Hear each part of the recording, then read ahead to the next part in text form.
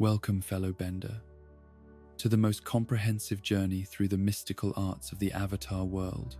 Tonight, we explore every single bending technique ever witnessed across the four nations and beyond, from the gentlest air cushion to the most devastating comet-enhanced flames. This is a tale of elemental mastery spanning millennia, of techniques passed down through generations, and of the infinite ways that human spirit can bend the very forces of nature to its will. So settle in, make yourself comfortable, and let your mind drift as we traverse every path of bending mastery together, technique by technique, element by element. In the beginning, before the great temples rose toward infinite sky, and before the gentle chime of wind bells marked the hours of contemplation, there lived creatures whose mastery of air was so complete that they moved through 3 dimensions, as naturally as earthbound beings walked upon solid ground. The flying bison, with their 6 legs and broad, flat tails, were the original teachers of airbending, their massive forms defying every law of physics that lesser minds might attempt to impose upon the natural world. These ancient masters carried within their movements the very essence of what air could become when consciousness learned to dance with the invisible currents that connected all living things.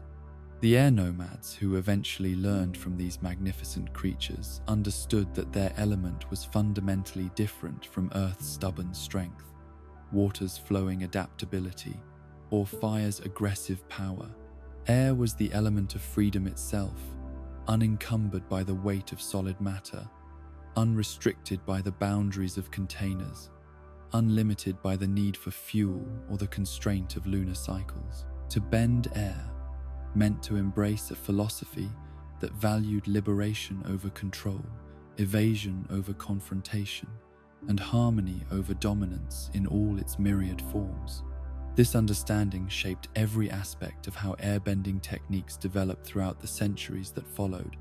each movement reflecting the cultural values of people who had chosen to live above the clouds, who had built their temples on mountain peaks where the air was thin and pure, where the connection between earth and sky created spaces perfect for meditation and spiritual growth. The air nomads did not seek to conquer their element, but to become partners with it, learning to move as air moved, to think as air thought, to find strength in yielding and power in apparent weakness. The air scooter stands as perhaps the most iconic innovation in all of airbending history, a technique that emerged not from ancient tradition or formal instruction, but from the playful creativity of a child who saw possibilities that centuries of masters had somehow overlooked. Aang's invention of this spherical ball of compressed air that could be ridden like a top represented everything that made airbending unique among the bending arts. Its emphasis on joy over discipline, innovation over repetition, and personal expression over rigid adherence to established forms and traditional methods. The technique itself required perfect balance between the rider's weight and the air currents that supported them, creating a harmony between human consciousness and elemental force that made the impossible appear effortless. The practitioner would generate a spinning sphere of compressed air beneath their feet, the rotation creating stability, while the compression provided lift, allowing for rapid movement across any relatively smooth surface, while also enabling brief periods of complete levitation that defied conventional understanding of how air pressure and human weight should interact. What made the air scooter truly revolutionary was not just its practical applications for transportation and mobility, but the way it embodied airbending's core philosophy of finding freedom through understanding rather than through force. The technique could not be mastered through raw power or aggressive determination, but only through the kind of patient practice that allowed the bender to feel their way into harmony with air currents that were constantly shifting, constantly responding to changes in pressure, temperature, and the countless other variables that influenced atmospheric behavior at any given moment. The air scooter's versatility became apparent as airbenders discovered its applications beyond simple transportation, using the spinning sphere to overcome vertical surfaces that should have been unclimbable, to achieve sudden bursts of speed that could outpace even the swiftest earthbound pursuers, and to create moments of tactical advantage in combat situations through unpredictable movement patterns that kept opponents constantly off balance and unable to anticipate the airbender's next position or attack angle. Air blasts represented the more direct application of airbending power, techniques that channeled compressed air through focused release rather than sustained manipulation, creating bursts of force that could knock opponents backward, shatter incoming projectiles, or clear obstacles from the airbender's path with remarkable precision and efficiency. These techniques drew their power more from the bender's own energy than from environmental assistance, making them reliable in any situation where air was present, which effectively meant anywhere that human life could be sustained for any extended period. The generation of air blasts required understanding of pressure dynamics and the way that sudden changes in air density could create forces capable of affecting solid objects, sometimes with enough power to completely destroy incoming threats that seemed far too large or too fast for any defensive measure to address effectively. Master airbenders could create blasts of such precision that they could target specific small objects at considerable distances, or of such power that they could affect multiple opponents simultaneously, while leaving allies or innocent bystanders completely untouched by the technique's effects. The versatility of air blasts extended to their application in non-combat situations, where the same principles that created destructive force could be redirected toward useful work like clearing debris, moving heavy objects that were beyond normal human strength to lift or push, or creating air currents that could assist in construction projects, agricultural work,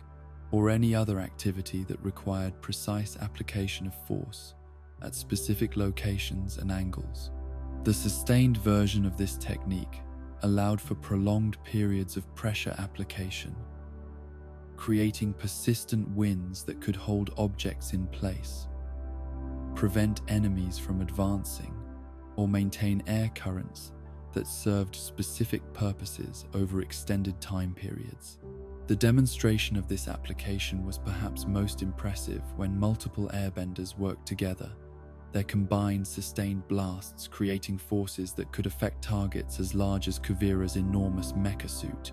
showing how coordination and teamwork could multiply individual abilities into something approaching the power levels typically associated with Avatar state bending. Air manipulation in its most general form encompassed the fundamental ability that defined all airbending techniques, the capacity to influence the movement and behavior of atmospheric gases through conscious intention, guided by physical gestures and spiritual understanding. This basic skill provided the foundation for every advanced technique that airbenders would eventually develop, from the gentlest air cushion to the most devastating tornado, all based on the simple principle that human consciousness could direct the flow of invisible currents through space.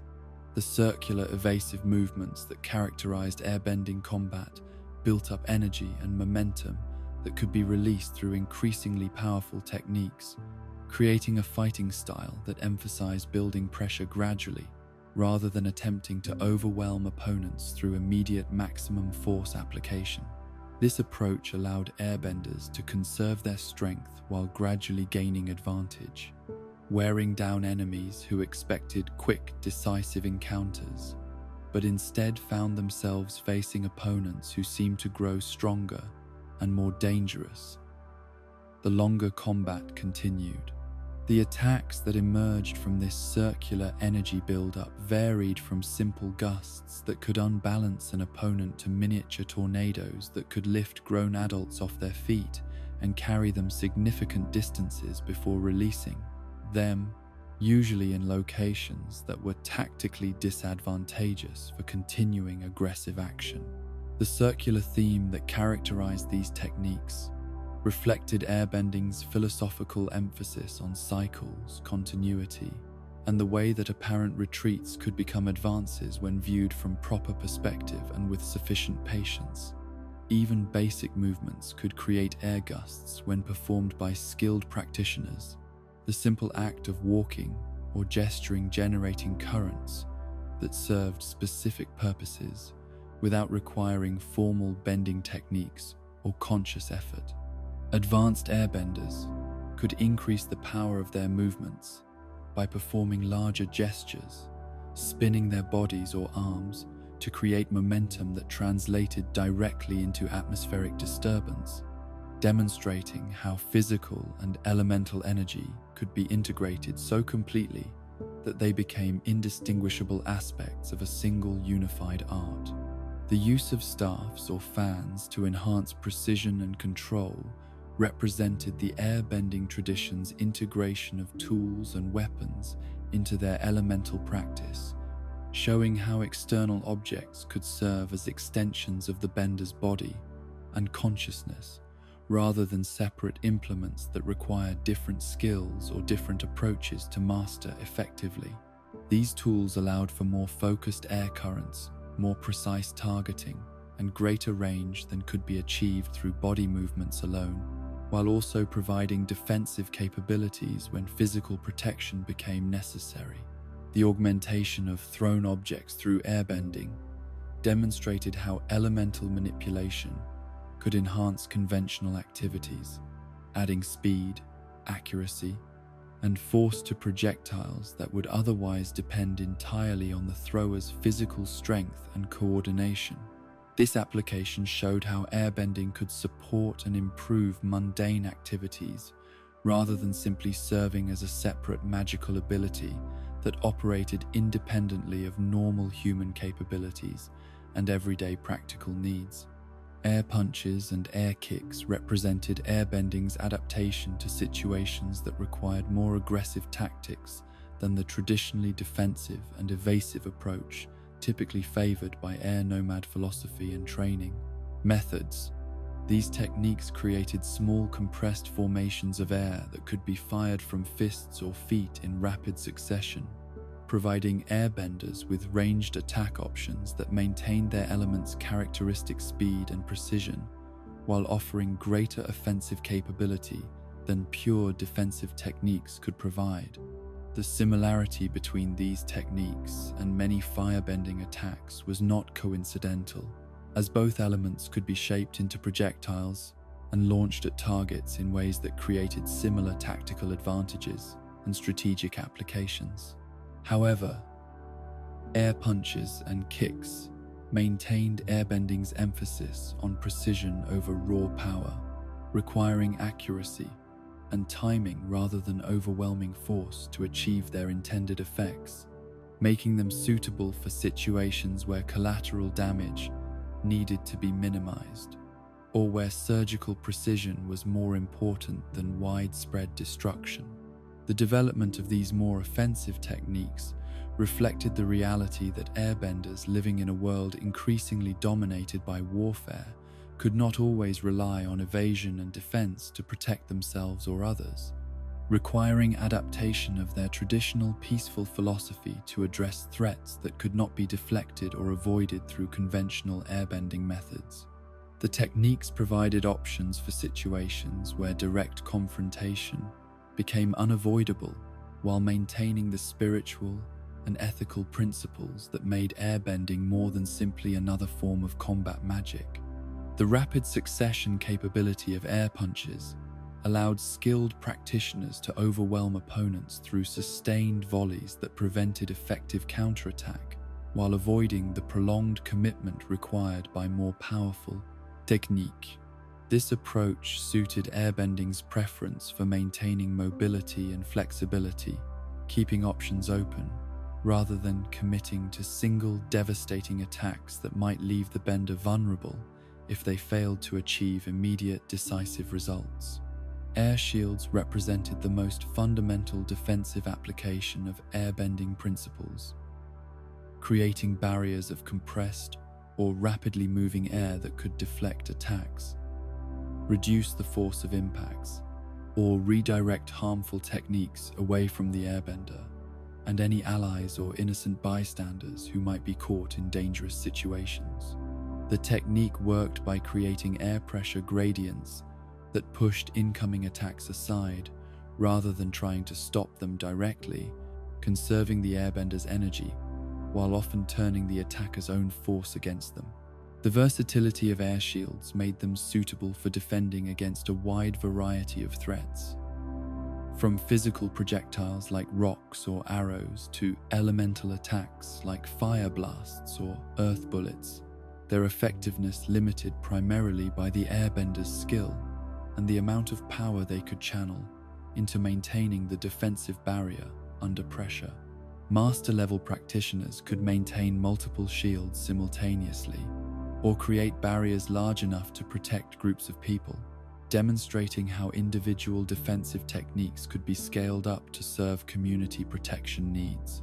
The energy conservation aspect of air shields made them particularly valuable during prolonged conflicts where maintaining stamina and resource management became crucial factors in determining eventual outcomes. Rather than meeting each attack with an equally powerful counter, the shield techniques allowed airbenders to deflect threats with minimal energy expenditure while preserving their strength for offensive opportunities or emergency escape maneuvers that required maximum power and speed. The integration of defensive shielding with offensive capabilities represented advanced airbending strategy, where the same air currents used to deflect incoming attacks could be immediately redirected toward counterstrikes that caught opponents off guard during the brief moment when they were recovering from their deflected techniques. This approach exemplified airbending's philosophical emphasis on turning opponents' strength against them rather than relying solely on the airbender's own power to achieve victory. Air cushions served both practical and combat applications, creating compressed air barriers that could soften impacts, prevent fall damage, or provide temporary platforms for aerial maneuvering that extended the airbender's three-dimensional mobility options. The technique required precise control of air pressure and timing, creating cushions at exactly the right moment and location to achieve their intended effect without interfering with the airbender's own movement or providing unintended advantages to opponents. The healing and recovery applications of air cushions made them valuable for rescue operations and emergency situations where preventing injury was more important than achieving tactical advantage in combat scenarios.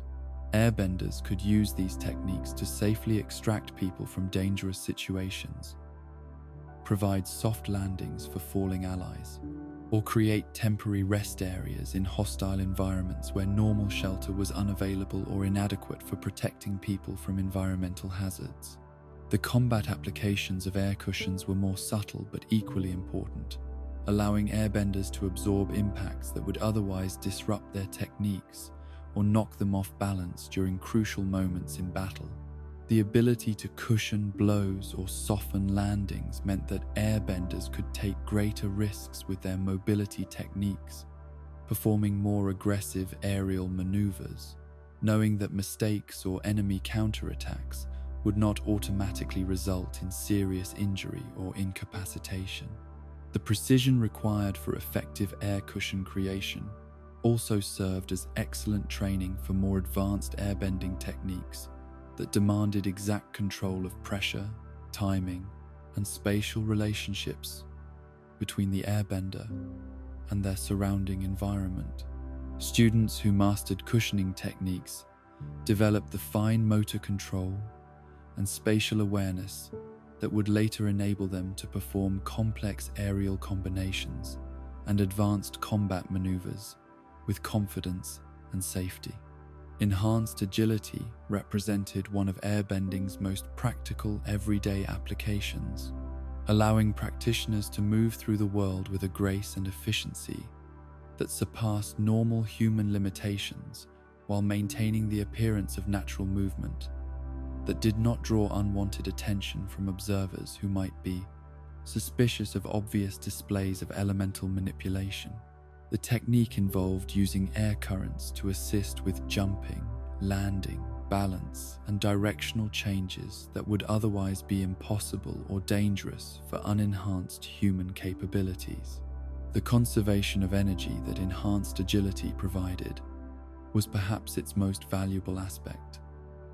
allowing airbenders to traverse difficult terrain, escape dangerous situations, or pursue fast-moving targets without exhausting themselves through purely physical effort that would leave them depleted and vulnerable when they most needed their bending abilities to be at peak effectiveness. The seamless integration of airbending with natural movement made practitioners appear to move with supernatural grace while actually employing sophisticated elemental techniques. The training benefits of practicing enhanced agility extended far beyond the immediate practical advantages, developing the kind of body awareness and spatial intelligence that served as foundation for all advanced airbending techniques that required precise control of position, momentum, and timing. Students who devoted serious effort to agility training found that their overall bending abilities improved dramatically as their understanding of how their bodies moved through three-dimensional space became more sophisticated and intuitive. The defensive applications of enhanced agility often proved more valuable than direct combat techniques, allowing airbenders to avoid dangerous situations entirely rather than having to fight their way out of conflicts that could have been prevented through superior positioning and movement choices. The ability to quickly climb to high ground, leap over obstacles, or change direction without warning provided tactical advantages that often rendered opponents' attack strategies ineffective before they could be fully implemented. Enhanced speed took the agility concept further, allowing airbenders to move at velocities that approached the limits of human perception while maintaining enough control to navigate complex environments and perform precision techniques that required exact timing and positioning. The technique involved reducing air resistance around the airbender's body while creating propulsion currents that added to their natural speed without requiring additional physical effort or stamina expenditure that would limit how long the enhanced movement could be sustained. The applications for enhanced speed ranged from practical transportation that could cover vast distances in remarkably short time periods, to tactical advantages in combat, where superior mobility often determined the outcome of encounters between opponents of otherwise comparable skill levels. Airbenders using enhanced speed could outrun most pursuers,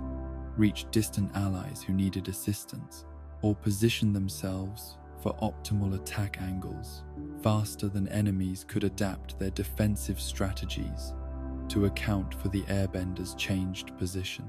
The visual effect of enhanced speed was often so dramatic that opponents found themselves unable to track the airbender's movements accurately, creating psychological advantages that went beyond the purely tactical benefits of superior mobility.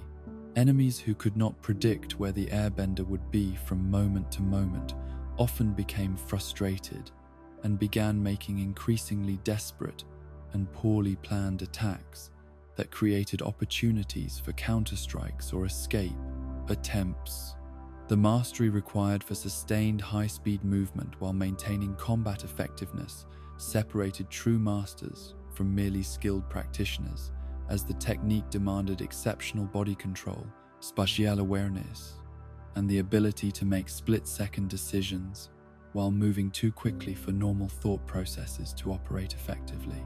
The development of these capabilities often took years of dedicated practice and represented some of the most challenging aspects of advanced airbending training. Heat regulation through proper breathing techniques allowed airbenders to maintain comfortable body temperature in extreme environments, demonstrating how elemental manipulation could enhance basic biological functions rather than simply providing combat abilities or transportation advantages.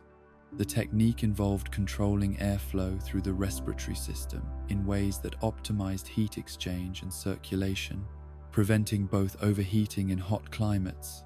and hypothermia in cold conditions that would otherwise require external protection or assistance. The survival applications of heat regulation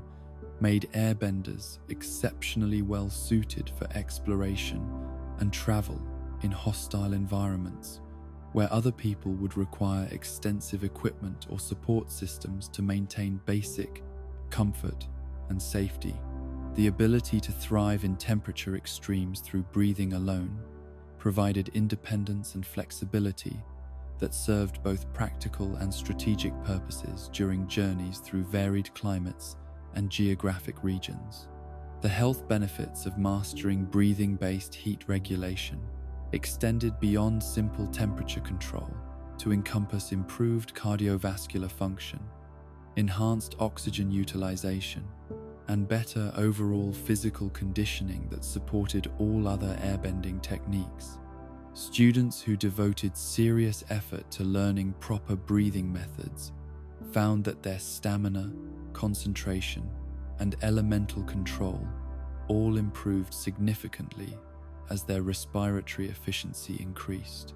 The meditative aspects of heat regulation practice provided mental and spiritual benefits that were as valuable as the physical advantages, requiring practitioners to develop awareness of their internal state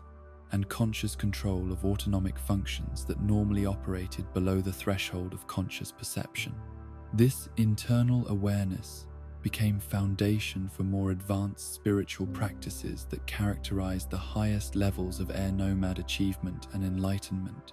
Air spouts represented master-level technique that allowed airbenders to elevate themselves off the ground and remain airborne for extended periods through creation and control of rotating columns of air that supported their weight,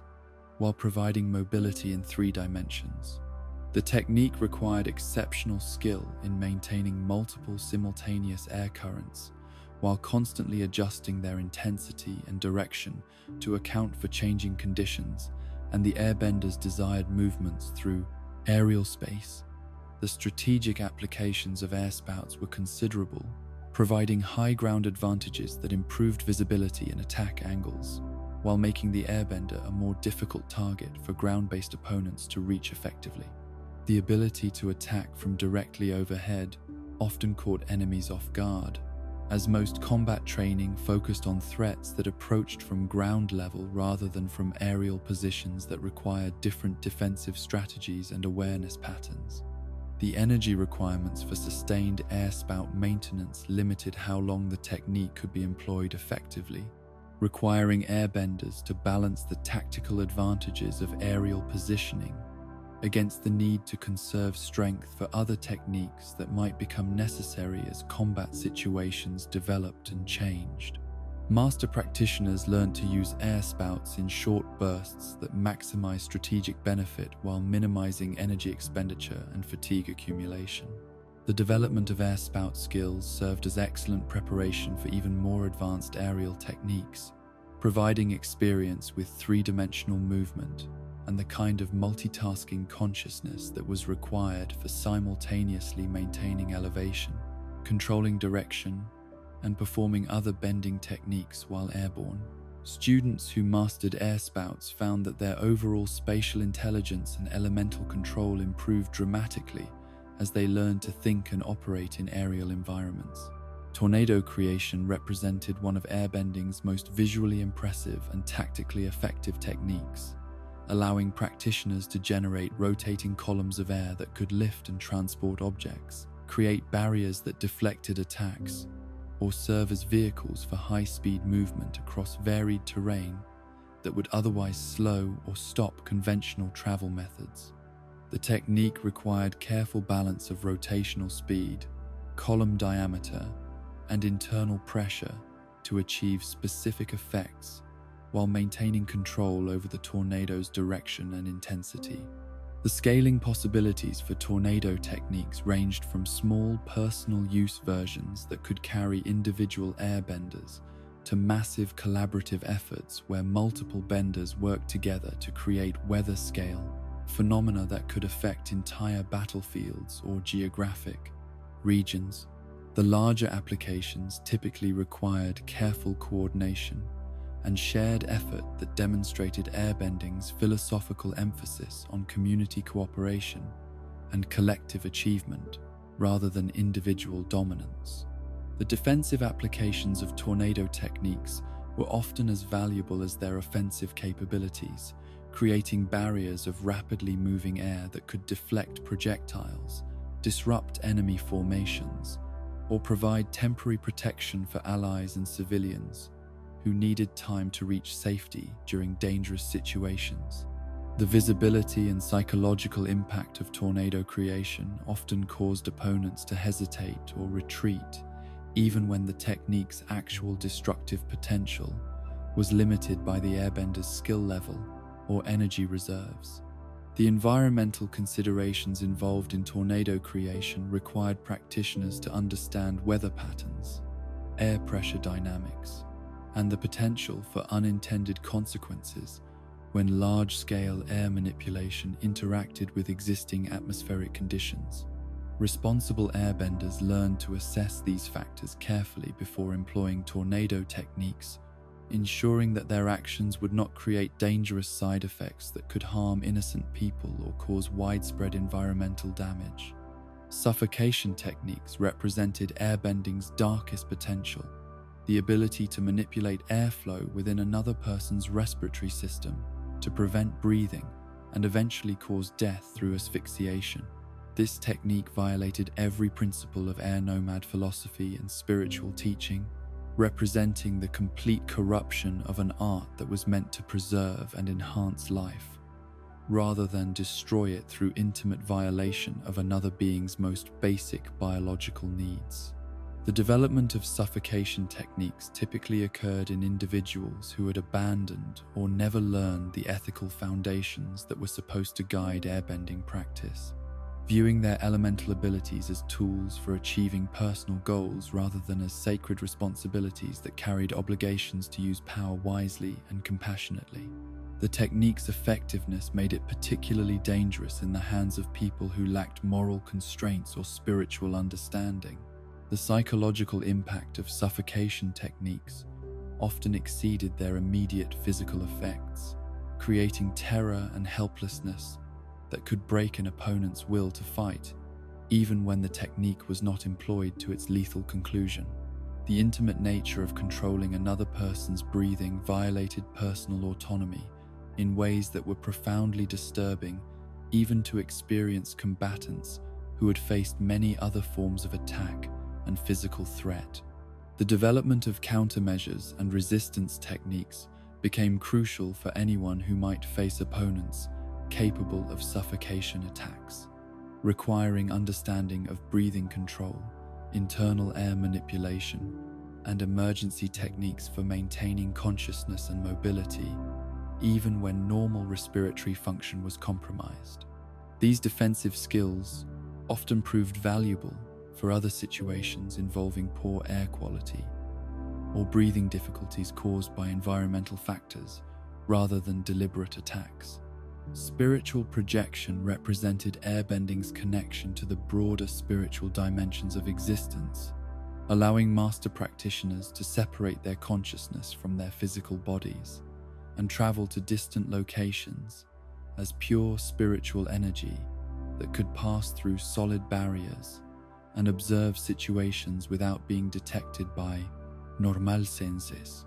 This technique required exceptional spiritual development and understanding of the relationship between consciousness and physical reality. The applications for spiritual projection were primarily exploratory and investigative, allowing airbenders to gather information about distant locations, locate missing persons, or scout dangerous areas without risking physical harm to themselves or others who might accompany conventional reconnaissance missions. The technique's stealth capabilities made it invaluable for situations where direct approach would be too dangerous, or where physical presence might alter the conditions that needed to be observed. The limitations of spiritual projection included inability to interact directly with the physical world while in projected form, vulnerability to spiritual attacks or disruption by certain types of energy manipulation, and the risks associated with extended separation of consciousness from body that could result in disorientation, memory problems, or difficulty returning to normal physical awareness after prolonged projection sessions. The training requirements for developing spiritual projection capabilities were extensive, requiring years of meditation practice, spiritual study, and gradual development of the internal awareness necessary to maintain conscious control while in non-physical states. The technique was typically taught only to advanced students who had demonstrated exceptional wisdom, emotional stability, and commitment to using their abilities responsibly and for beneficial purposes. In the beginning, when the world was younger, and the boundaries between the physical and spirit realms were as fluid as morning mist, there existed a connection so profound and ancient that it predated human civilization itself. The moon, eternal guardian of the night sky, cast her silver light upon primordial waters and felt within them a resonance that would shape the destiny of countless generations yet unborn. Her counterpart, the ocean spirit, responded with tides that rose and fell in perfect harmony with lunar cycles, creating the first dance between celestial and terrestrial forces that would become the foundation of all waterbending knowledge and practice. This sacred partnership between moon and ocean transcended mere astronomical phenomena to become something approaching divine communication. Their eternal dialogue, written in the language of gravitational pull and tidal response that spoke to truths deeper than human understanding could easily encompass. When the first humans witnessed these majestic forces at work, they began to perceive patterns that suggested consciousness behind the movement, intention within the rhythm, wisdom embedded in the endless cycle of advance and retreat that characterized every wave, every tide, every drop of moisture that fell from sky to earth, and eventually found its way back to the vast bodies of water that covered most of the world's surface. The water tribes that eventually emerged from this observation understood that their element was fundamentally different from the others,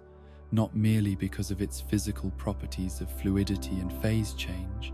but because of its spiritual origins in the relationship between cosmic forces that operated on scales far beyond human comprehension, yet remained intimately connected to the most basic biological processes that sustained all life. To bend water meant to participate in this ancient conversation between moon and ocean, to become a bridge between the celestial and the mundane, to channel forces that had been shaping the world since long before humans had developed the consciousness necessary to appreciate their magnificence. This understanding infused every aspect of waterbending culture with reverence for the cyclical nature of existence, the importance of balance between opposing forces, and the recognition that true strength often manifested through flexibility rather than rigid resistance to change. The water tribes built their societies around these principles,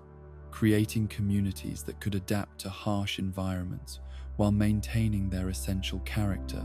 that could survive devastating attacks while preserving their cultural identity, that could embrace necessary changes while honoring the wisdom of their ancestors who had first learned to dance with the tides. The lunar connection that defined waterbending created a rhythm of power that ebbed and flowed according to celestial mechanics, reaching its peak during the full moon, when the combined gravitational influences of sun and moon aligned to create maximum tidal effect throughout the world's waters. During these periods of enhancement, waterbenders found their abilities magnified to levels that could approach avatar state power, enabling feats of manipulation and control that were impossible under normal circumstances, and providing opportunities for techniques that required exceptional energy and precision to execute successfully. The full moon's influence extended beyond simple power amplification to encompass qualitative changes in how water responded to conscious direction, becoming more responsive to subtle manipulations, more willing to maintain complex shapes and patterns, more capable of rapid phase transitions between ice, liquid, and vapor states that opened up tactical possibilities unavailable during other lunar phases. Master waterbenders learned to plan their most challenging undertakings around these periods of enhancement, saving their most ambitious projects and most dangerous missions for times when lunar support could provide the additional strength needed for success. Conversely, the lunar eclipse represented waterbending's greatest vulnerability, a time when the spiritual connection between moon and ocean was temporarily severed, leaving practitioners without the cosmic support that had always sustained their abilities. During these rare but predictable events, even master waterbenders found themselves reduced to manipulating only the water immediately available in their environment. Unable to draw moisture from air or distant sources, forced to rely on stored supplies and careful conservation, rather than the abundant flow they had grown accustomed to accessing through their lunar connection. The strategic implications of lunar cycles created unique considerations for waterbenders that practitioners of other elements never had to address, requiring long-term planning that took celestial mechanics into account, while maintaining flexibility to adapt to unexpected situations that might arise during periods of reduced capability. This relationship with cosmic forces fostered a philosophical approach to conflict and challenge that emphasized patience, timing, and the wisdom to recognize when action was appropriate and when restraint served better than aggression. Phase manipulation represented waterbending's most distinctive characteristic: the ability to transform their element between solid, liquid, and gaseous states according to tactical needs, and creative vision that made waterbenders uniquely versatile among all the bending disciplines. This fundamental skill served as the foundation for countless techniques that relied on rapid transitions between phases, creating ice weapons that could immediately become liquid whips or vapor clouds that could instantly solidify into protective barriers or offensive projectiles. The mastery of phase change required deep understanding of temperature control, pressure dynamics, and the way that molecular structure shifted in response to energy input or withdrawal, that could be consciously directed through waterbending meditation and technique refinement. Skilled practitioners could create localized temperature variations that affected only specific portions of water masses, freezing the tip of a whip while maintaining liquid flexibility in the rest of the weapon, or creating steam barriers that concealed solid ice projectiles launched from within the concealing mist. The tactical applications of phase manipulation were limited only by the practitioner's creativity and energy reserves, enabling rapid adaptation to changing combat conditions that kept opponents constantly guessing about what form the next attack would take,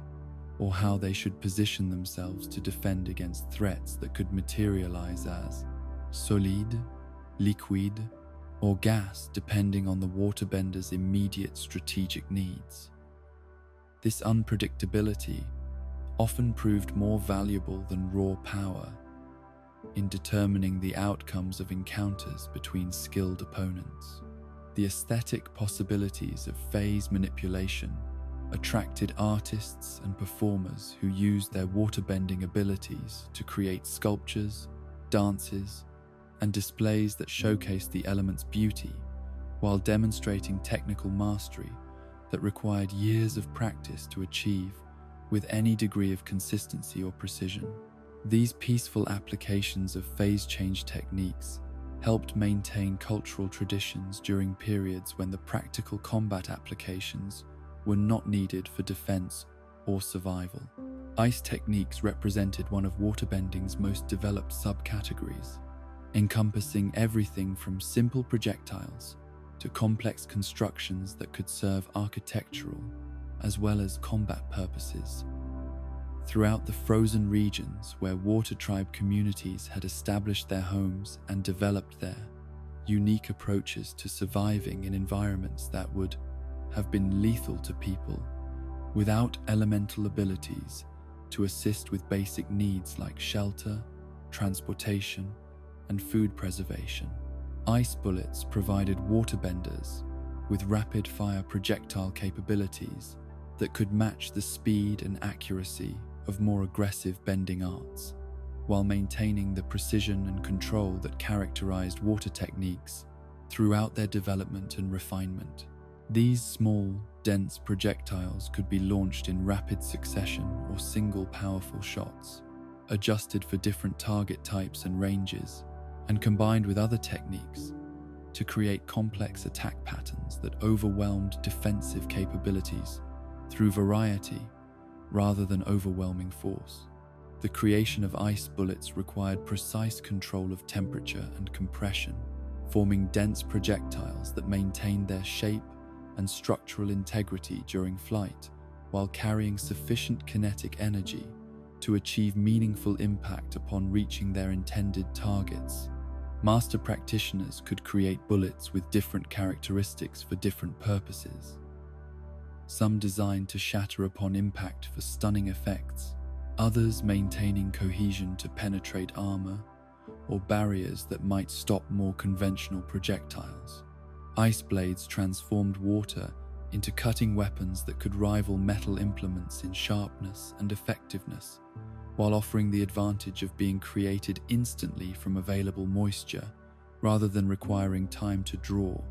and position manufactured weapons that might not be available during unexpected encounters or emergency situations.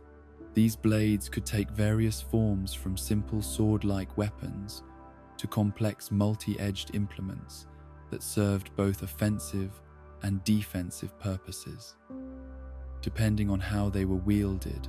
and integrated with other waterbending technique. The versatility of ice blade creation allowed waterbenders to adapt their weapons to specific combat situations, creating longer blades for extended reach,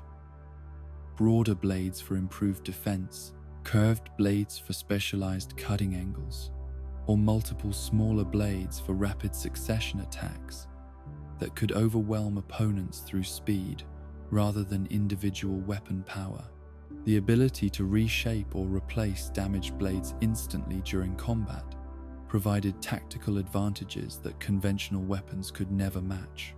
Ice claws extended the blade concept to create weapons that integrated with the user's hands, providing natural-feeling implements that enhanced rather than replaced the waterbender's normal grip and manipulation capabilities, while offering lethal potential that could be concealed until the moment of use. These weapons were particularly favored by practitioners who specialized in close-quarters combat, where larger weapons might be unwieldy, or where the element of surprise provided crucial tactical advantages. The psychological impact of ice claw techniques often exceeded their immediate physical threat, creating fear responses in opponents who recognized the intimate nature of weapons that seemed to grow directly from the attacker's body, rather than being wielded as separate implements. This intimidation factor could sometimes end conflicts before they began, as opponents chose retreat over facing weapons that seemed to embody the waterbender's predatory intent. Ice shields provided defensive capabilities that could be created instantly from available water sources, offering protection against various forms of attack, while maintaining the waterbender's mobility and ability to counterattack through portions of the shield that could be temporarily dissolved or reshaped to allow offensive techniques to pass through without compromising overall defensive integrity. The shields could be adjusted in size, thickness, and configuration according to the nature and intensity of incoming threats. The energy efficiency of ice shield creation made them practical for extended defensive actions, where maintaining protection over long periods might be necessary for survival or tactical success. Unlike techniques that required continuous energy input to maintain effectiveness, properly formed ice shields could persist with minimal ongoing effort from the waterbender, freeing mental and physical resources for other techniques, while still providing substantial protection against most forms of conventional attack. Ice spears represented the evolution of projectile techniques toward larger, more powerful implementations that traded rapid-fire capability for increased individual impact and penetrating power that could breach armor, destroy barriers, or eliminate single high-value targets through precisely aimed attacks that concentrated maximum force at specific points, rather than distributing energy across wide areas or multiple simultaneous targets. The creation of effective ice spears required mastery of structural engineering principles as well as elemental manipulation, ensuring that the weapons maintained structural integrity during flight while concentrating their mass and hardness in configurations that maximized penetrating ability upon impact. The spears could be launched with tremendous force through water-bending augmentation that added to the natural ballistic properties of the ice projectiles. Advanced waterbenders could create ice spears with complex internal structures that affected their behavior upon impact.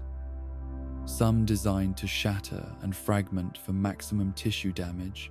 others maintaining cohesion to penetrate deeply into targets before releasing stored energy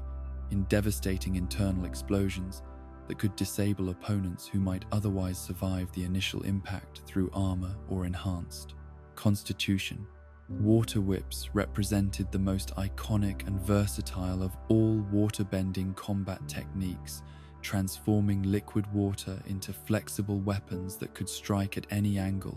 adjust their length and thickness during use, be hardened into cutting implements, or softened into restraining tools, and be dissolved and reformed instantly to adapt to changing tactical requirements that made rigid weapons ineffective or inappropriate for specific situations. The mastery of water whip techniques required exceptional hand-eye coordination,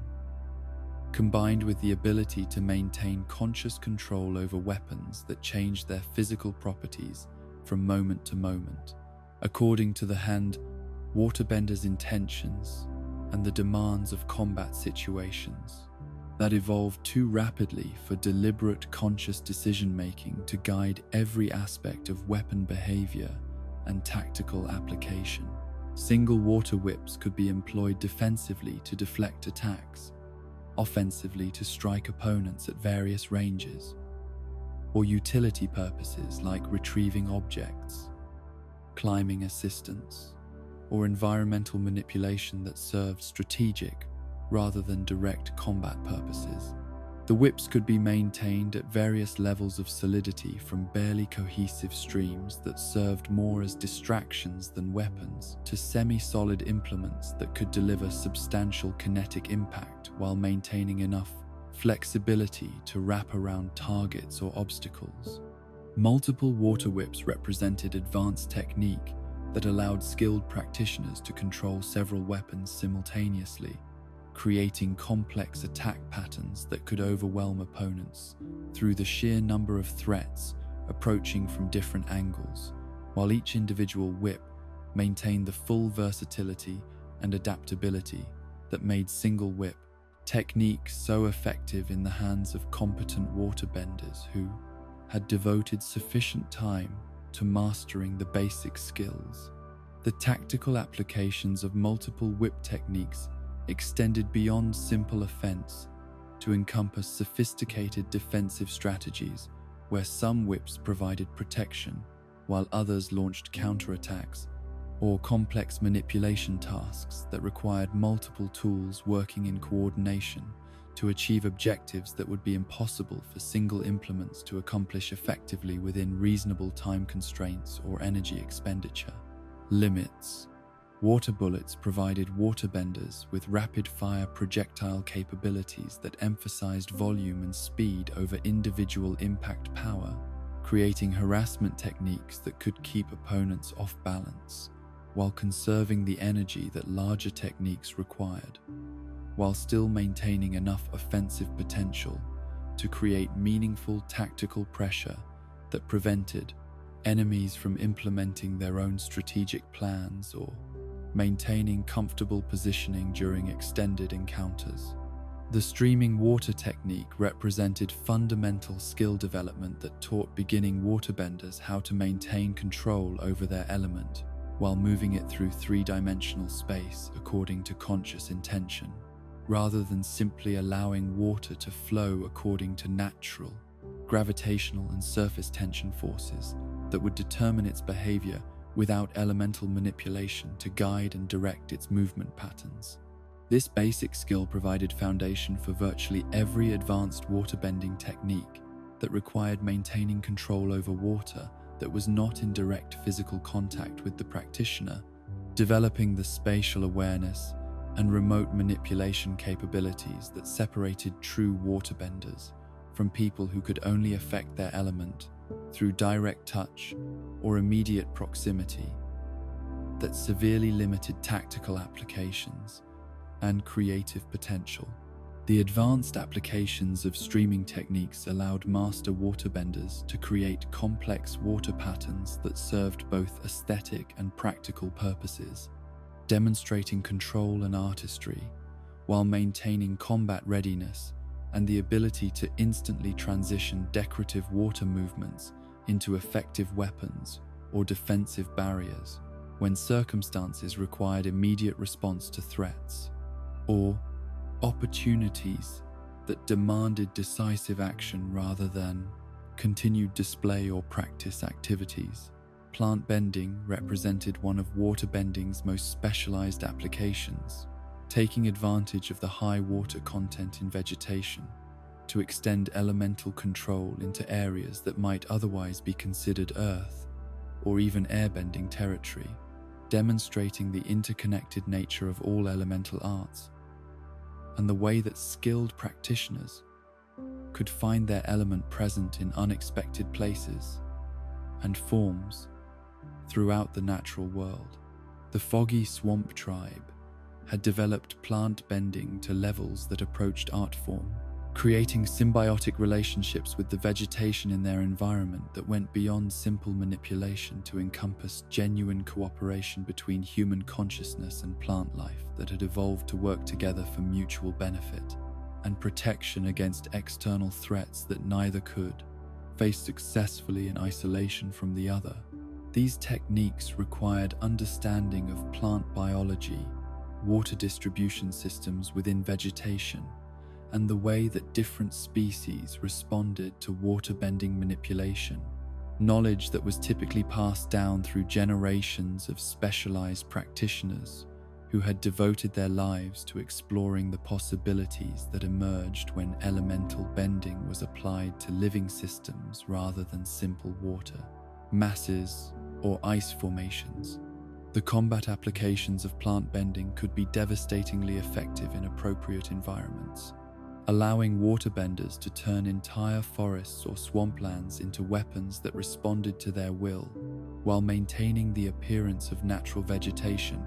until the moment when hostile action triggered responses that could overwhelm opponents through sheer scale and unexpectedness of attack, methods that seem to emerge from the environment itself. Healing techniques represented waterbending's most benevolent application, using the element's life-sustaining properties to repair injury, cure disease, and restore balance to biological systems that had been disrupted by trauma, illness, or spiritual disturbance that conventional medicine could not address effectively through purely physical interventions that ignored the energetic dimensions of health and wellness. The development of healing arts required deep understanding of human anatomy,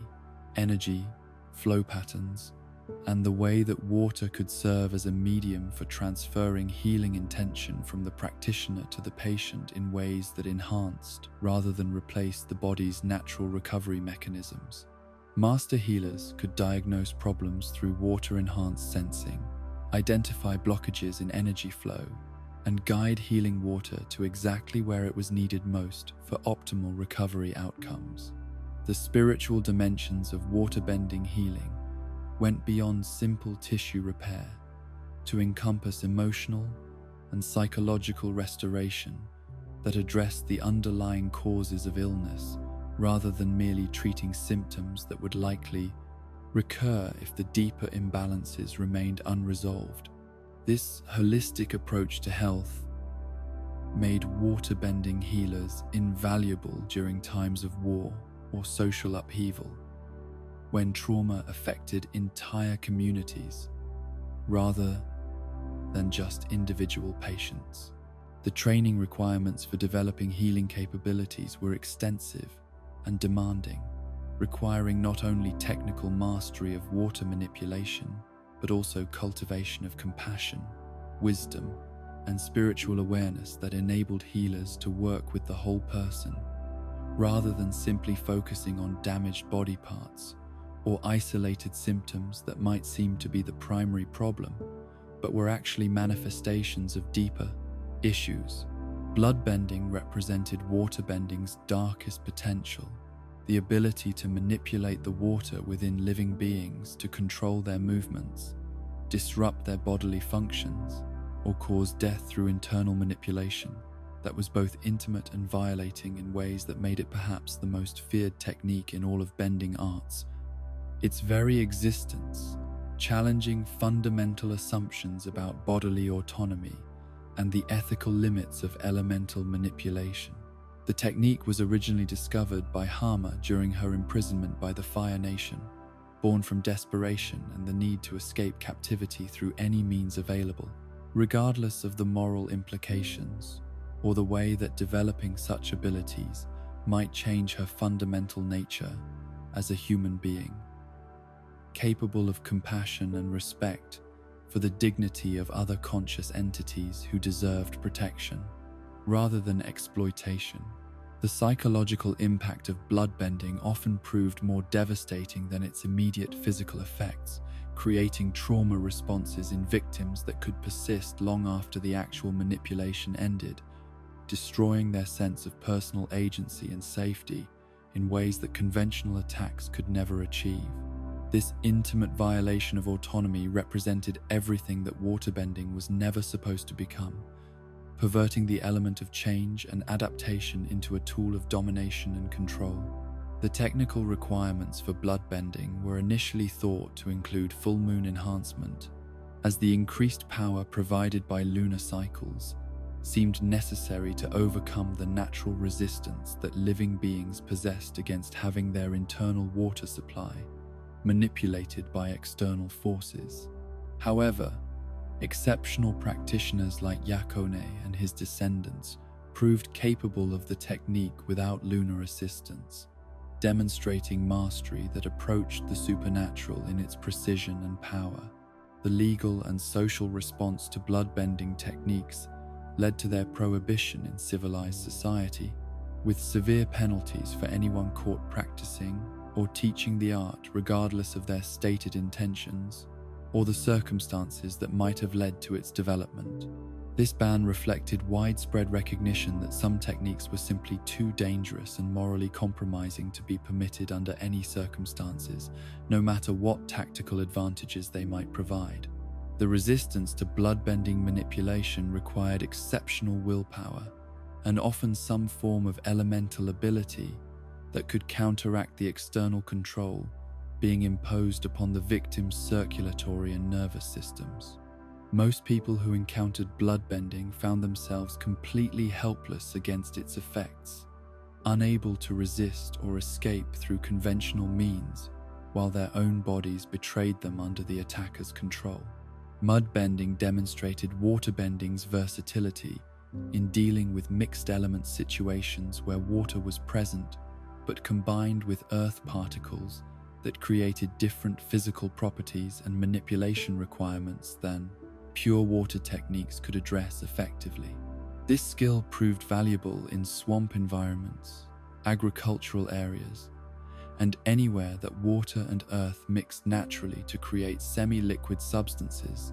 that responded to both water-bending and earth-bending influences. The collaboration between waterbenders and earthbenders in mud manipulation showcased the potential for inter-element cooperation that could achieve results impossible for single-element practitioners working alone, creating techniques that drew upon the strengths of both bending arts while compensating for individual limitations that might make purely water-based or purely earth-based approaches ineffective or inefficient. Steam manipulation extended water bending into the gaseous phase of their element, creating concealment effects, environmental control, and direct attack methods that took advantage of steam's unique properties of heat, moisture, and reduced visibility that could be used tactically to gain advantages over opponents who were not prepared for combat in environments where normal vision and movement patterns became unreliable or dangerous. The creation and control of steam required precise temperature management and understanding of how water vapor behaved under different atmospheric conditions, pressure gradients, and humidity levels that could affect the density, persistence, and movement patterns of steam formations used for concealment or direct attack purposes during combat or stealth operations. Bubble techniques provided transportation methods for underwater travel, temporary air supplies for extended submersion, and protective barriers that could function in aquatic environments where conventional defenses might be ineffective or impossible to maintain through normal waterbending methods that were designed for surface or terrestrial application rather than fully submerged operation. The structural integrity of bubble formations required careful balance between internal air pressure, water pressure from surrounding liquid, and the surface tension forces that held the bubble walls together against external forces that might cause catastrophic failure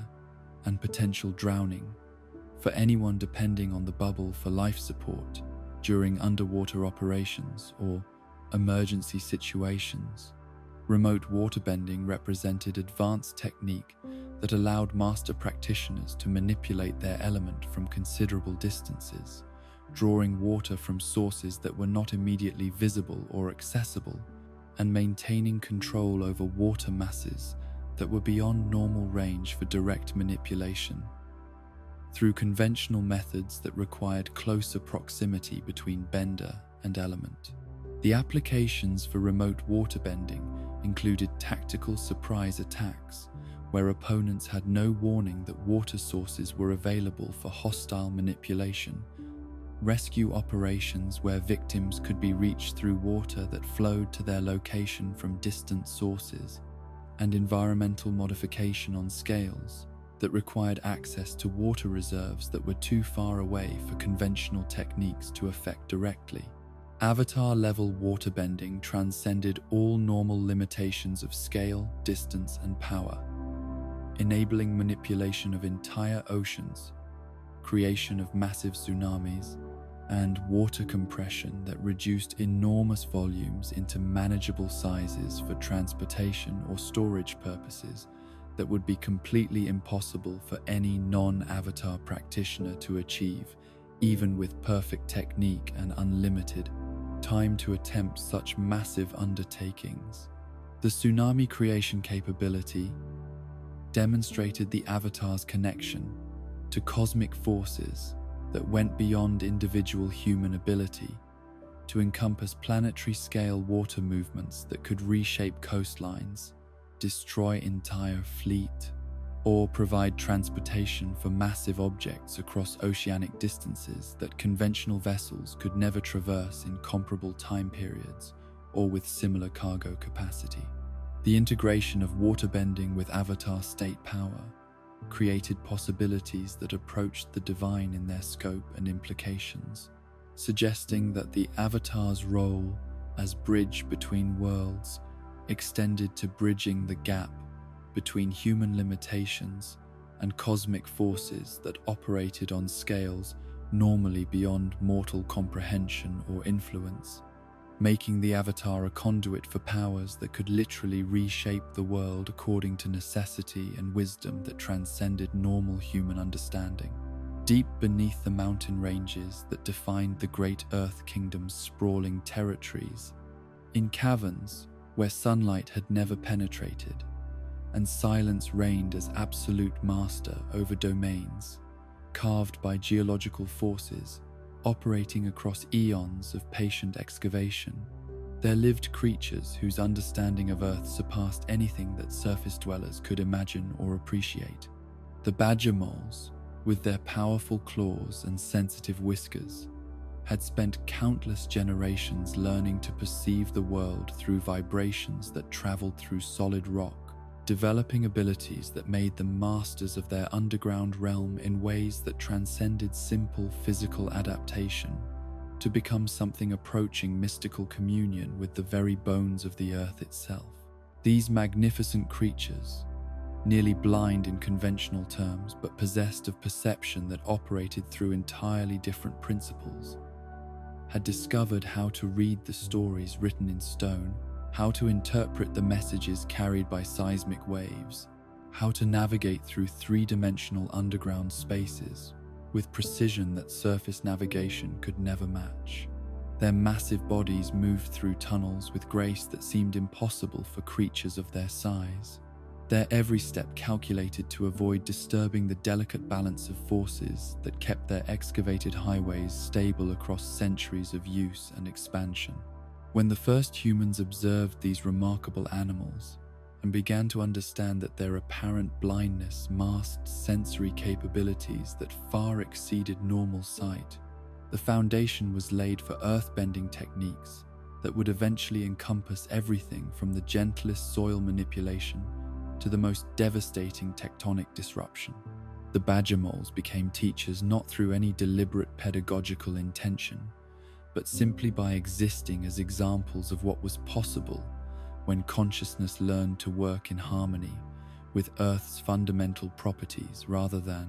trying to impose foreign concepts of movement and perception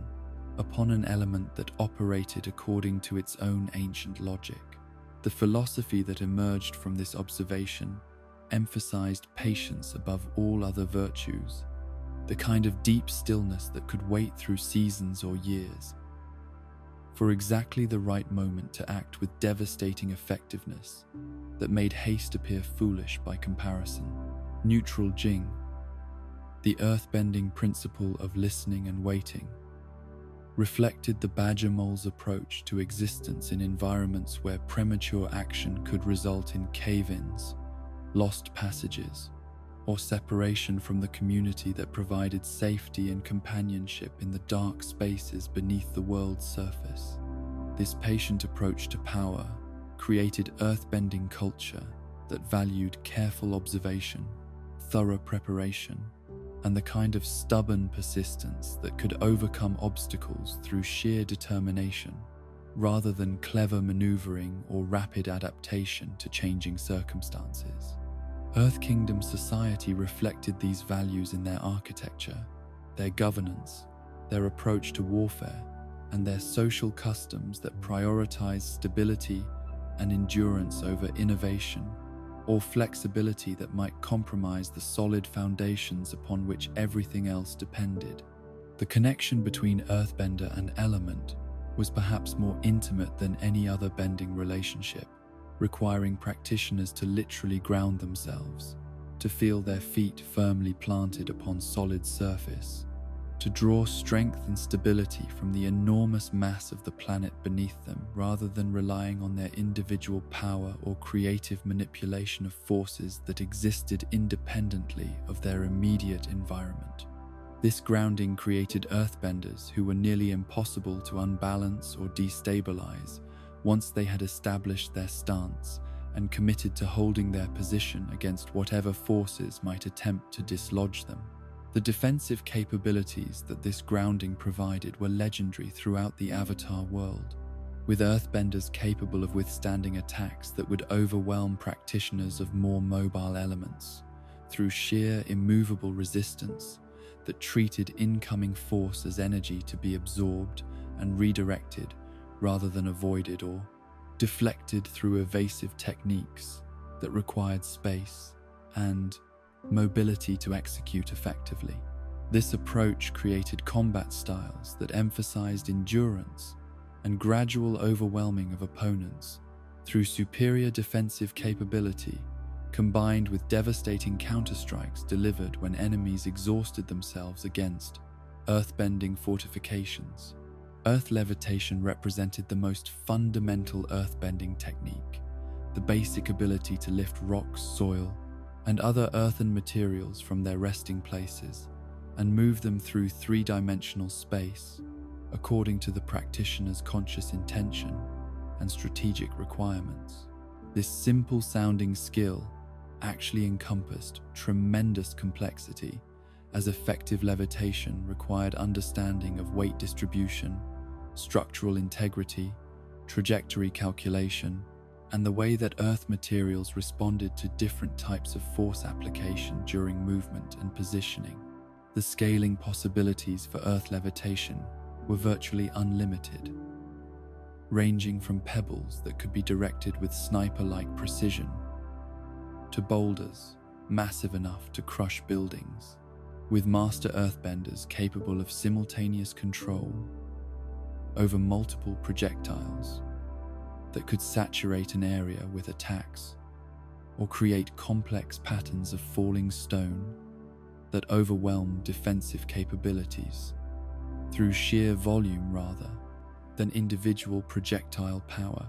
The technique's versatility made it suitable for construction projects as well as combat applications, with earthbenders serving as living cranes and earth movers in architectural endeavors. The precision applications of earth levitation allowed skilled practitioners to manipulate small objects with surgical accuracy, plucking individual stones from walls without disturbing surrounding materials, retrieving items from dangerous locations without exposing themselves to risk, or making minute adjustments to structures that required exactly placed materials for optimal stability and function. This precision capability often proved more valuable than raw power in situations that demanded finesse rather than overwhelming force. Rock projectiles evolved from basic levitation techniques to become earthbending's primary ranged attack method, with practitioners learning to launch stones at tremendous velocities while maintaining accuracy sufficient to hit targets at considerable distances under combat conditions that included moving opponents, environmental obstacles, and the stress responses that could disrupt fine motor control during dangerous encounters that tested both physical skill and psychological resilience under pressure. The variety of projectile types that earthbenders could create included everything from small rapid-fire pellets that served harassment and distraction purposes to massive chunks of stone that could demolish fortifications or create areas of devastation that reshaped entire battlefields through the accumulated debris and crater formation that resulted from sustained bombardment by practitioners who possessed sufficient skill and endurance to maintain prolonged attacks without exhausting themselves. Earth columns represented more powerful applications of basic earth manipulation, forcing vertical protrusions from the ground with speed and force sufficient to knock opponents off their feet, launch the earthbender to elevated positions that provided tactical advantages, or create instant barriers that could deflect attacks or channel enemy movement into areas where other techniques could be applied more effectively than would be possible on open terrain that offered fewer strategic opportunities. The timing requirements for effective earth column techniques were demanding, requiring practitioners to predict opponent movement patterns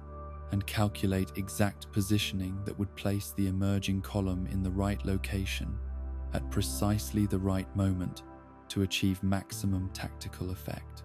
Mistimed columns could actually provide advantages to enemies who could use them as shields or elevated positions, making accuracy and situational awareness crucial elements of successful earth column application. The defensive applications of earth columns included creating instant cover during ranged combat, establishing elevated firing positions that improved attack angles and visibility, or generating obstacles that could break up enemy formations and force opponents to adapt their tactical approaches in ways that played to the Earthbender's advantages, rather than allowing enemies to maintain optimal positioning and coordination throughout extended combat encounters. Earth compression techniques demonstrated earthbending's ability to alter the physical properties of stone and soil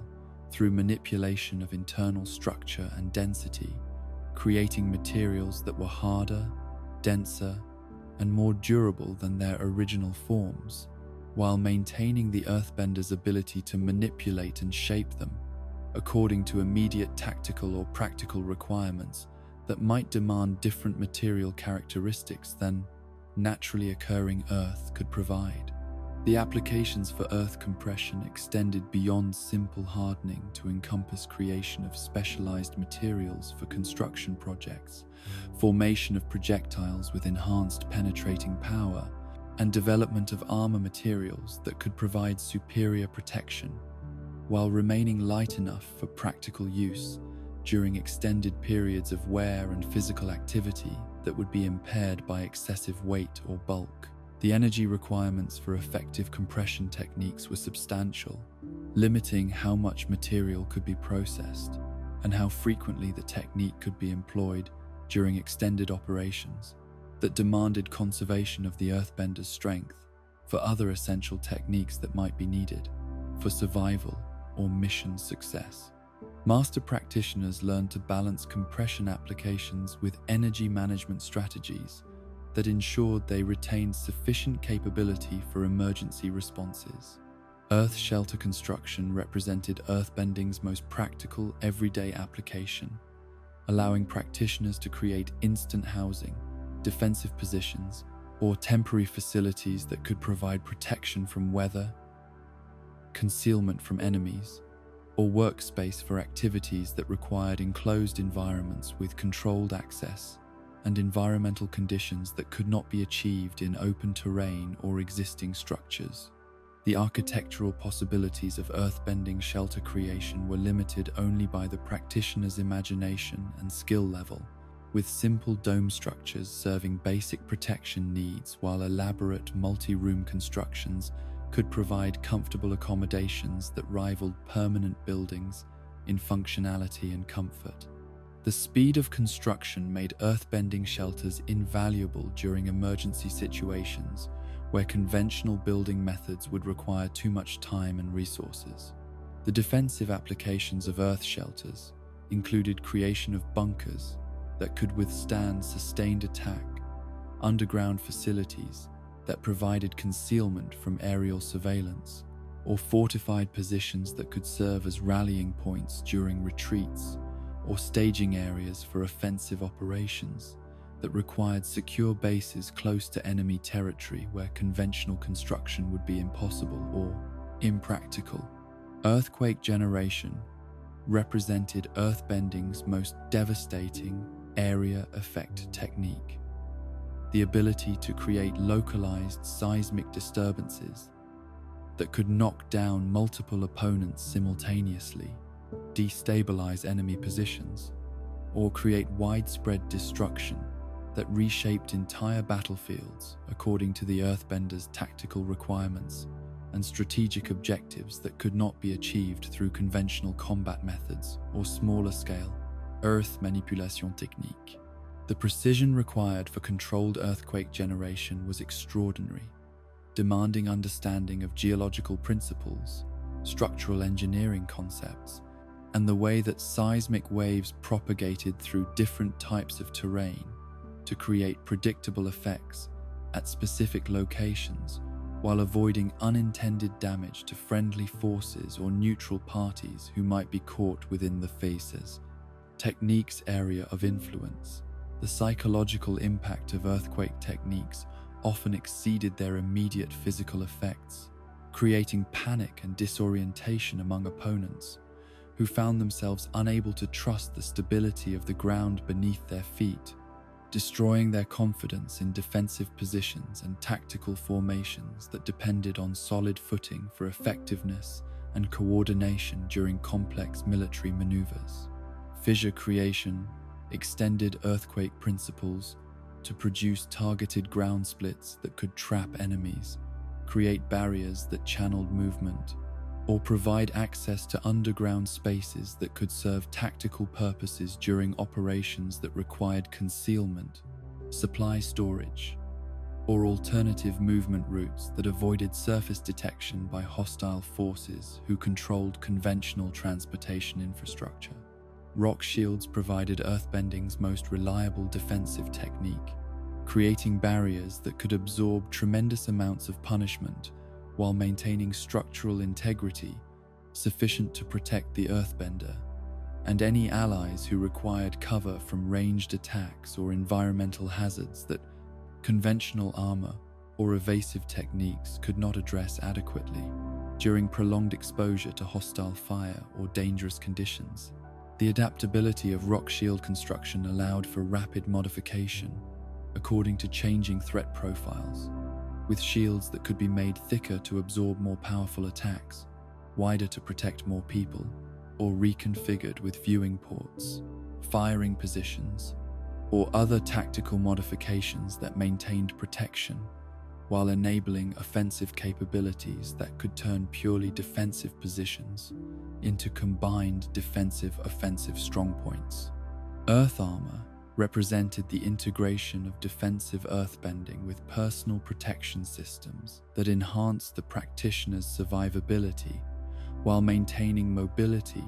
and the ability to perform other earthbending techniques without interference from protective gear that might restrict movement or elemental manipulation capabilities during combat situations that demanded maximum flexibility and responsiveness. The coverage provided by earth armor could be adjusted according to threat levels and mission requirements, ranging from simple chest protection that preserved mobility while defending vital organs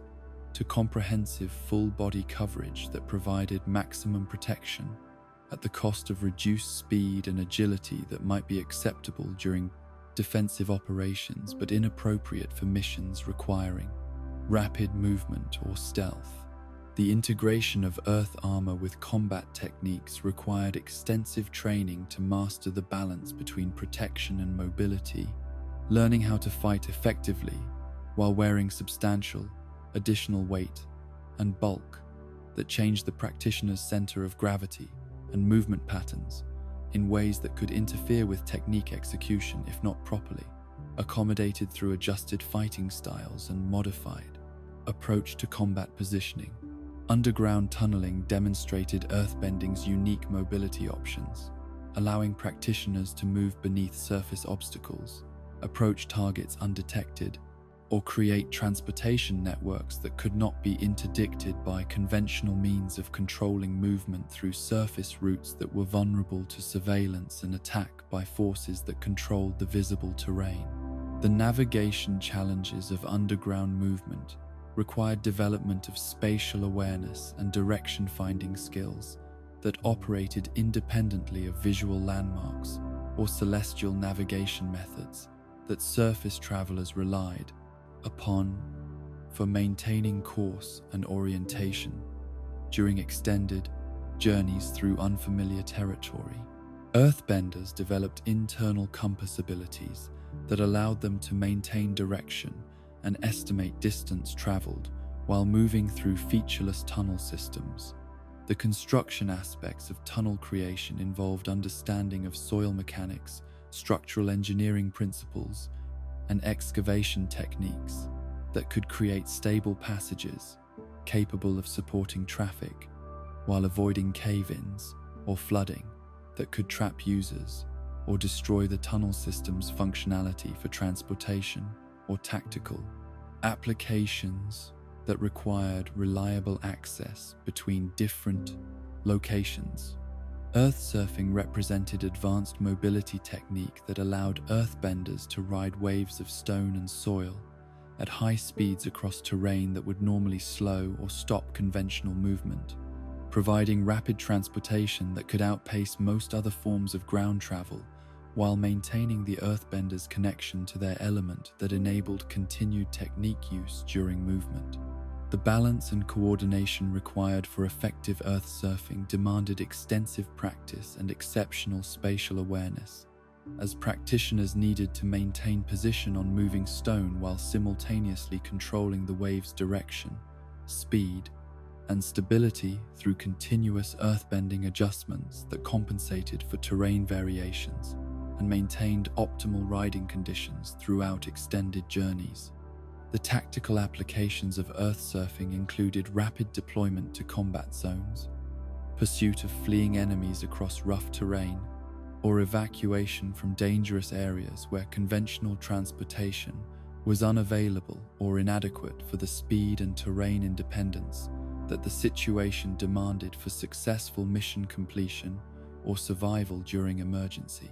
circumstances. Seismic sense represented earthbending's most sophisticated perceptual enhancement, the ability to interpret vibrations traveling through solid materials to create detailed awareness of surrounding environment that exceeded normal vision in range, precision, and information content about objects and activities within the technique's operational radius. This ability transformed earthbenders into living detection systems capable of monitoring large areas for movement, identifying individuals by their distinctive walking patterns, and even detecting deception through physiological responses that created subtle vibrations. The development of seismic sense required years of patient practice and gradual expansion of sensitivity to increasingly subtle vibrations, while learning to filter background noise and focus on information that was relevant to immediate, tactical, or survival needs. The technique demanded constant ground contact, preferably barefoot to maximize sensitivity, creating tactical vulnerabilities that skilled opponents could exploit through attacks that forced the earthbender away from solid ground or contaminated the vibrational environment with excessive noise. The applications for seismic sense extended far beyond simple detection to encompass detailed analysis of structural integrity in buildings,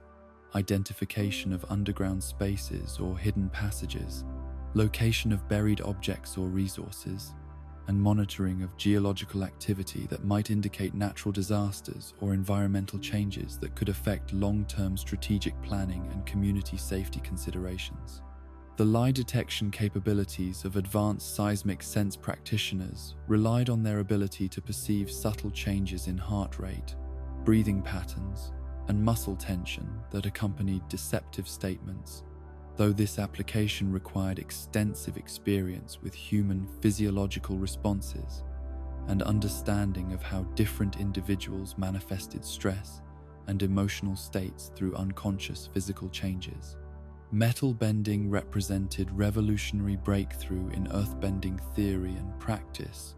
demonstrating that processed materials retain sufficient connection to their earthen origins to respond to elemental manipulation, despite industrial refinement that had supposedly purified them beyond the reach of traditional earthbending techniques. This discovery opened entirely new categories of applications and created strategic implications that reshaped how earthbenders understood their element's limitations and possibilities. The theoretical foundation of metal bending relied on detection and manipulation of trace earth impurities that remained embedded in metal structures despite refining processes that were intended to remove such contamination completely. These microscopic particles of unprocessed earth provided the connection points that allowed skilled earthbenders to affect the surrounding metal through indirect influence that gradually extended control throughout entire metal objects. The practical applications of metal bending included manipulation of weapons and armor, control of machinery and industrial equipment, creation of metal constructs and tools,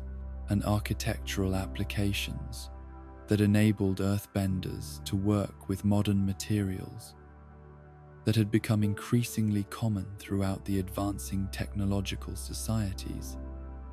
that were replacing traditional building methods with mass-produced metal components. The law enforcement applications of metal bending created entirely new possibilities for criminal apprehension and detention, with metal cables that could restrain suspects, armor that provided protection while enabling continued technique use, and transportation methods that combined earthbending mobility with industrial materials that offered superior durability and performance characteristics compared to traditional earth-based alternatives. Lava bending represented earthbending's most dangerous and spectacular variant, the ability to heat earth materials to molten temperatures while maintaining conscious control over substances that could instantly kill unprotected individuals through contact or proximity that exposed them to temperatures that exceeded the survival limits of organic materials. This technique required exceptional heat tolerance,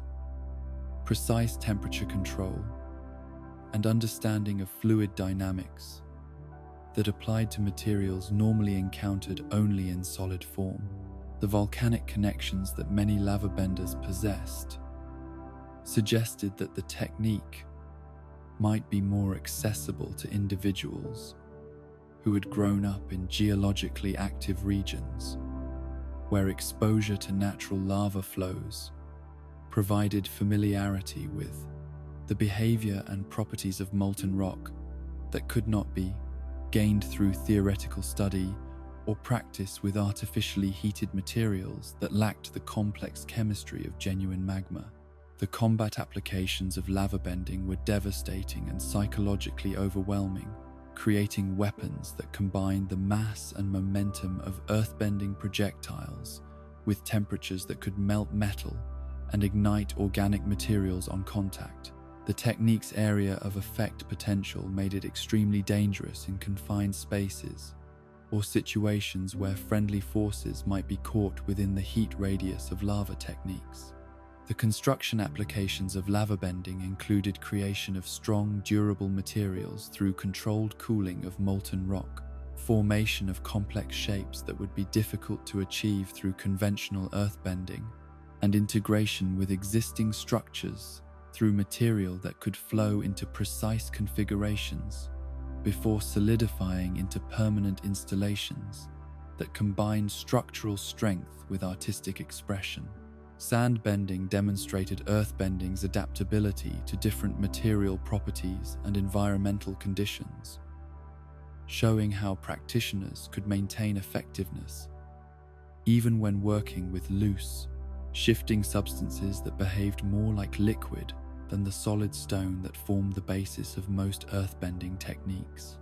The desert tribes that developed these methods had created fighting styles that emphasized flow and adaptation rather than the rigid strength that characterized traditional earthbending approaches. The mobility applications of sand bending included creation of sand sailors that could achieve remarkable speeds across desert terrain, formation of temporary structures that could provide shelter or concealment,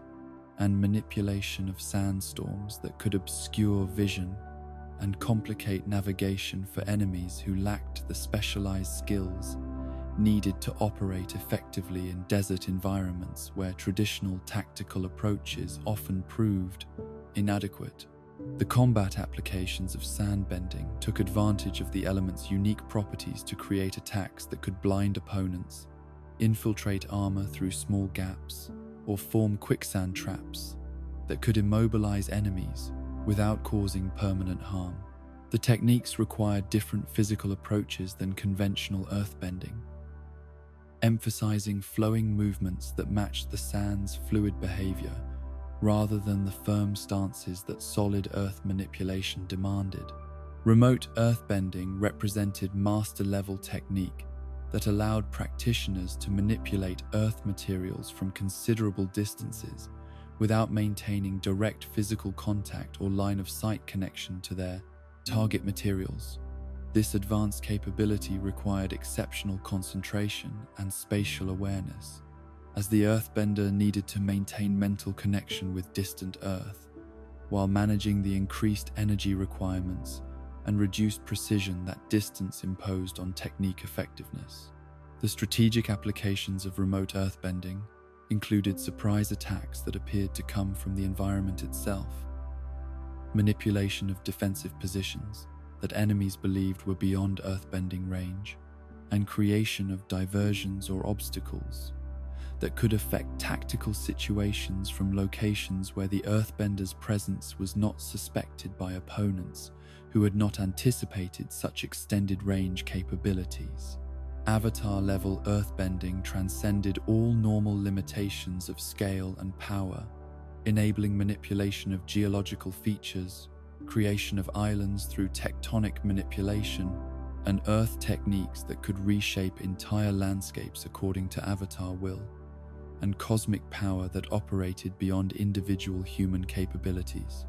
The Avatar's connection to past lives provided access to accumulated earthbending knowledge from centuries of practitioners who had contributed to the development and refinement of techniques that reached their ultimate expression through Avatar state enhancement. The tectonic manipulation capabilities demonstrated by Avatar Kyoshi when she created Kyoshi Island showed how Avatar-level earthbending could operate on planetary scales, affecting deep geological structures and creating permanent geographical changes that lasted for centuries after the technique's application. These massive undertakings required perfect harmony between Avatar consciousness and the fundamental forces that shaped the Earth's structure and behavior over geological time periods. The enhanced Earth armor that Avatars could create provided protection that approached invulnerability while maintaining mobility and technique capability that allowed for continued combat effectiveness despite the enormous protective barriers that surrounded the Avatar during dangerous encounters that demanded maximum defensive capability combined with overwhelming offensive potential. In the beginning, when the world was still learning to breathe with fire and the first sparks of consciousness were stirring in the hearts of beings who would one day master the very essence of power itself, there existed creatures whose majesty exceeded anything that human imagination could conceive without direct witness to their terrible beauty. The dragons, ancient beyond human comprehension and wise beyond mortal understanding, ruled the skies with flames that contained not merely heat and destruction, but the fundamental life force that animated all existence throughout the physical and spirit worlds that intersected in the dance between matter and energy. These magnificent beings were not simply large reptiles who happened to breathe fire, but living embodiments of the cosmic principles that governed creation, destruction, and renewal in endless cycles that predated civilization,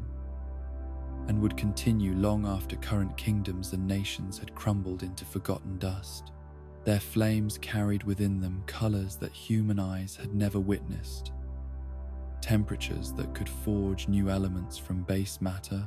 and spiritual properties that connected the physical act of combustion to deeper truths about the nature of existence itself and the role that energy played in bridging the gap between thought and manifestation. When the Sun Warriors first encountered these primordial masters, they understood immediately that they were witnessing something far more profound than mere animal behavior or natural phenomenon. The dragon's fire was revelation made visible, teaching lessons about the relationship between inner flame and outer expression that would form the philosophical foundation for all authentic firebending throughout the centuries that followed, creating traditions that recognized fire not as a tool of destruction but as the element of life itself, the spark that animated consciousness and enabled the miraculous transformation of intention into reality. The Sun Warriors, who learned from the dragons, developed understanding that went beyond mere technique to encompass the spiritual dimensions of firebending that connected practitioners to the cosmic forces that powered the sun, the stars,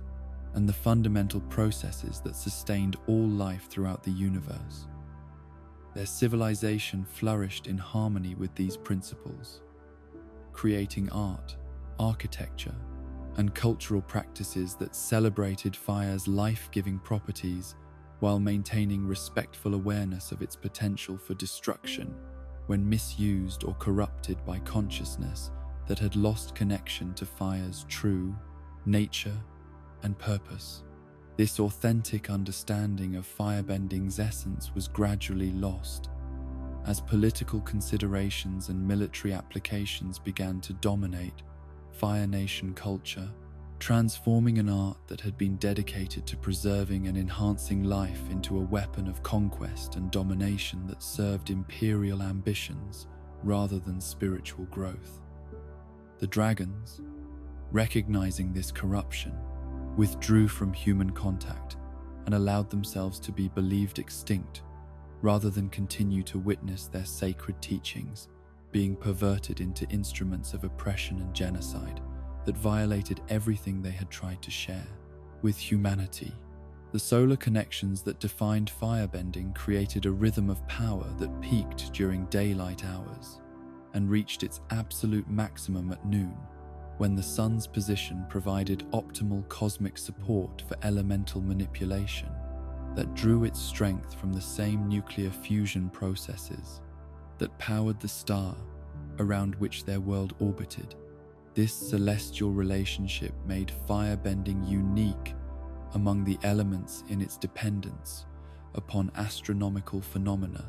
that operated according to predictable cycles but were completely beyond human control or influence. The enhancement that solar proximity provided manifested not only in increased raw power, but also in qualitative improvements to technique precision, flame temperature, and the duration for which complex manipulations could be sustained without exhausting the practitioner's personal energy reserves. Master firebenders learned to time their most challenging undertakings to coincide with periods of maximum solar support, scheduling battles, training sessions, and important ceremonies for hours when cosmic forces could augment their individual capabilities to achieve results that would be impossible under less favorable conditions. Sozin's comet represented the ultimate expression of celestial enhancement, a periodic event that multiplied firebending power to levels that approached the supernatural while creating opportunities for techniques and applications that were normally beyond even master-level practitioners to attempt safely or successfully. The comet's influence extended beyond simple amplification to enable entirely new categories of firebending that required power levels accessible only during these rare astronomical events. The strategic implications of solar cycles and comet returns created unique planning requirements for firebenders that practitioners of other elements never had to consider, requiring long-term thinking that took astronomical phenomena into account, while maintaining tactical flexibility to adapt to changing circumstances that might not align perfectly with optimal celestial conditions for maximum elemental effectiveness. Conversely, solar eclipses represented firebending's greatest vulnerability, periods when the spiritual connection between practitioner and cosmic flame was temporarily severed, leaving even master firebenders unable to create so much as a spark, regardless of their skill level or desperation. These predictable but infrequent events created strategic windows of opportunity for firebenders' enemies, while forcing Fire Nation military planners to develop contingency strategies that could function without elemental support. During these periods of cosmic abandonment, fire streams represented the most fundamental firebending technique, The basic ability to project continuous jets of flame from hands, feet, or mouth in controlled patterns that could serve combat, utility, or ceremonial purposes according to the practitioner's immediate needs and strategic objectives. The technique required precise breath control, proper body positioning, and understanding of how internal energy could be transformed into external manifestation through focused intention and physical gesture that channeled personal fire through optimal pathways. The versatility of fire stream techniques encompassed everything from gentle warming flames that provided comfort and light to devastating torrents of superheated plasma that could melt metal, ignite stone, and create destruction on scales that rivaled industrial weapons, while maintaining the precision and personal control that made firebending an art, rather than simply another form of technological warfare that relied on manufactured devices, rather than cultivated human potential. The duration for which fire streams could be maintained depended upon the practitioner's conditioning, breathing technique, and spiritual connection to the cosmic sources of fire energy that supplemented personal reserves during extended technique applications. Master firebenders could sustain streams for remarkable periods through efficient energy management and optimal utilization of solar enhancement that reduced the drain on personal resources while maximizing output effectiveness. Fireball techniques evolved from basic stream manipulation to create discrete projectiles that could be launched at targets with tremendous accuracy and devastating impact, while conserving the energy that sustained stream maintenance required. These compact attacks concentrated destructive force into small packages that could penetrate defenses, overwhelm individual opponents, or create precise destruction that avoided collateral damage to surrounding areas or innocent parties who might be present in combat zones. The formation of effective fireballs required understanding of compression dynamics, projectile physics, and the way that contained flame behaved during flight and upon impact with various target materials. Advanced practitioners could create fireballs with different characteristics for different tactical applications, some designed to explode upon contact for area of effect damage, others maintaining cohesion to penetrate deeply before releasing their energy in devastating internal explosions. The rapid-fire applications of fireball techniques allowed skilled firebenders to overwhelm opponents through sustained volleys that prevented effective counterattack while maintaining enough individual projectile power to achieve meaningful damage against armored or enhanced targets that might resist weaker attacks but could not withstand sustained bombardment by properly formed and accurately aimed fire projectiles. Fire whips represented the marriage between sustained flame techniques and flexible weapon applications, creating implements that could strike at various ranges while adjusting their length, intensity, and flexibility according to immediate tactical requirements that changed moment by moment during dynamic combat situations. These weapons combined the reach advantages of traditional whips with the destructive potential of concentrated fire, creating tools that were equally effective for offense, defense, and utility applications. The control required for effective fire whip manipulation demanded exceptional coordination between conscious intention and unconscious muscle memory, as practitioners needed to maintain weapon cohesion while simultaneously directing its movement through three-dimensional space according to rapidly changing tactical requirements that allowed no time for deliberate conscious analysis of each movement and positioning decision. The versatility of fire whip techniques included their use as climbing aids for scaling vertical surfaces, cutting tools for removing obstacles or creating passages, and psychological warfare implements that could intimidate opponents through displays of control over weapons that seemed to defy natural law through their combination of flame and flexible, solid properties that should have been mutually exclusive, according to conventional understanding of how fire behaved. Jet propulsion represented firebending's most spectacular mobility enhancement, allowing practitioners to achieve sustained flight through careful control of flame intensity and direction that could overcome gravitational forces while maintaining enough stability and maneuverability to perform combat techniques during aerial movement. This capability transformed firebending from primarily ground-based combat art into three-dimensional fighting system that could engage opponents from any angle while maintaining superior mobility advantages. The physics of fire-powered flight required precise balance between thrust generation, energy conservation, and directional control that demanded constant attention to subtle adjustments in flame, output, and body position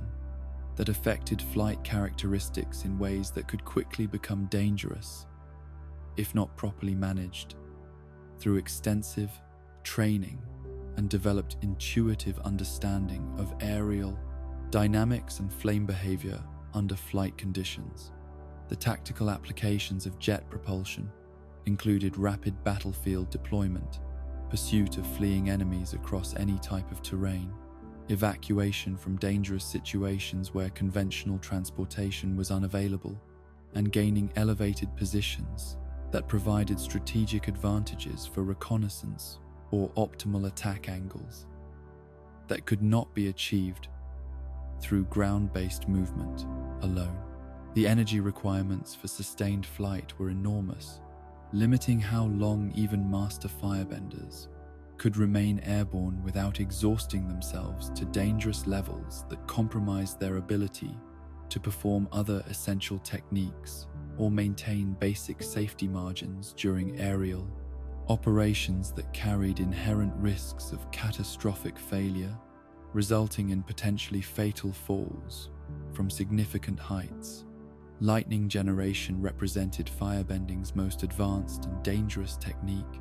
the ability to create and direct electrical discharges that could kill or incapacitate opponents instantly, while demonstrating mastery over energy forms that existed at the intersection between fire and pure cosmic force. This technique required perfect emotional control, complete absence of internal conflict, and spiritual purity that few practitioners could achieve consistently enough to employ lightning safely and effectively under combat stress. The philosophical requirements for lightning generation reflected the technique's fundamental nature as pure energy manipulation rather than simple fire creation, demanding practitioners who had achieved internal harmony sufficient to channel forces that would instantly destroy anyone whose consciousness contained the kind of emotional turbulence or spiritual contamination that prevented proper energy flow through optimal pathways that connected personal will to cosmic power sources. The precision applications of lightning techniques allowed for surgical strikes against specific targets, disabling of mechanical devices and technological systems, and demonstration of power that could end conflicts through psychological impact rather than necessarily requiring lethal force application. The technique's instant effect and unavoidable nature made it perhaps the most feared capability in all of bending arts. Lightning redirection represented revolutionary innovation that transformed lightning from purely offensive technique into defensive and counter-attack capability that could turn an opponent's ultimate weapon against them through proper understanding of electrical flow patterns and energy. Redirection principles that General Iroh had developed through careful study of waterbending philosophy and its applications to energy manipulation, rather than simple matter control. The technique required precise timing, perfect body positioning, and understanding of how electrical energy could be guided through the human body without causing fatal injury to the practitioner who served as living conductor for forces that could easily kill anyone who made mistakes in technique, application, or failed to maintain proper mental state during the brief but critical moments when lightning energy flowed through their consciousness and physical form. Blue fire represented the ultimate expression of firebending mastery, flames that burned at temperatures exceeding those of normal fire, while displaying the unique azure coloration that indicated complete combustion and optimal energy efficiency that few practitioners could achieve, even under ideal conditions with unlimited time for preparation and technique. Refinement. Princess Azula's natural ability to produce blue flames demonstrated both exceptional skill and the kind of spiritual intensity that bordered on obsession with perfection and control. The practical advantages of blue fire extended beyond simple temperature increases to encompass improved cutting ability, greater penetrating power against defensive techniques, and psychological impact that often affected opponents' confidence and tactical decision-making, even before the enhanced flames made physical contact with their intended targets. The rarity of blue fire made it instantly recognizable as mark of exceptional ability that demanded respect and caution from anyone who encountered it. The energy requirements for producing blue fire were substantially greater than those for normal flames, limiting how frequently and for how long the technique could be employed during extended combat or other demanding situations where energy conservation might be crucial for survival or mission success. The technique's intensity also created greater physical strain on the practitioner, requiring exceptional conditioning and heat tolerance that went beyond normal firebending training requirements. Combustion bending represented firebending's most specialized and dangerous variant. The ability to create remote explosions through focused mental concentration, rather than traditional flame projection techniques. This rare skill required practitioners to channel their fire energy through specialized pathways that culminated in a third eye tattoo that served as focusing mechanism for creating precisely targeted detonations at considerable distances from the firebender's physical location. The precision applications of combustion bending made it ideal for eliminating specific targets, destroying fortifications or barriers, and creating psychological pressure through demonstration of power that seemed to manifest from nowhere, according to the observer's perspective. The technique's range and accuracy advantages often provided decisive tactical benefits in situations where conventional firebending techniques would be ineffective due to distance or obstacle interference. The risks associated with combustion bending included the possibility of catastrophic backfire if the energy flow was disrupted during technique execution, potential injury to innocent parties who might be caught within explosion radius, and the physical and mental strain that prolonged use imposed upon practitioners whose specialized training focused on this single technique rather than the broader skill development that characterized traditional firebending. Education. Dragonfire represented the ultimate expression of authentic firebending principles, flames that displayed the full spectrum of colors and temperatures that the original Dragon Masters had demonstrated to the Sun Warriors, who first learned the true meaning of fire as life force rather than destructive weapon. These rainbow flames contained energies and properties that transcended normal fire characteristics while maintaining the essential spiritual qualities that connected firebending to cosmic forces and universal principles of creation and renewal. The techniques associated with Dragonfire required practitioners who had restored their connection to firebending's original purposes and philosophical foundations, abandoning the corrupted teachings that emphasized hatred and destruction in favor of the authentic wisdom that recognized fire as the element that sustained all existence throughout the physical and spiritual dimensions of reality that intersected in the dance between matter and consciousness. Fire breathing represented one of firebending's most primal and instinctive techniques, the ability to exhale flames directly from the mouth and lungs in attacks that required no hand movements or elaborate preparation, while maintaining devastating effectiveness against opponents who were not prepared for such direct and personal application of fire techniques. This capability earned skilled practitioners nicknames like Dragon of the West that acknowledged their mastery of techniques that seemed to transform human beings into living embodiments of draconic power. The physiological requirements for safe fire breathing included exceptional heat tolerance throughout the respiratory system, perfect breath control that prevented accidental inhalation of flames during technique execution, and understanding of how internal fire generation could be managed without causing permanent injury to organs and tissues that were not naturally adapted for exposure to temperatures that could easily cause fatal burns in unprepared individuals. The tactical applications of fire breathing included surprise attacks that caught opponents off guard through techniques that required no visible preparation or telegraph, close quarters combat capabilities that functioned effectively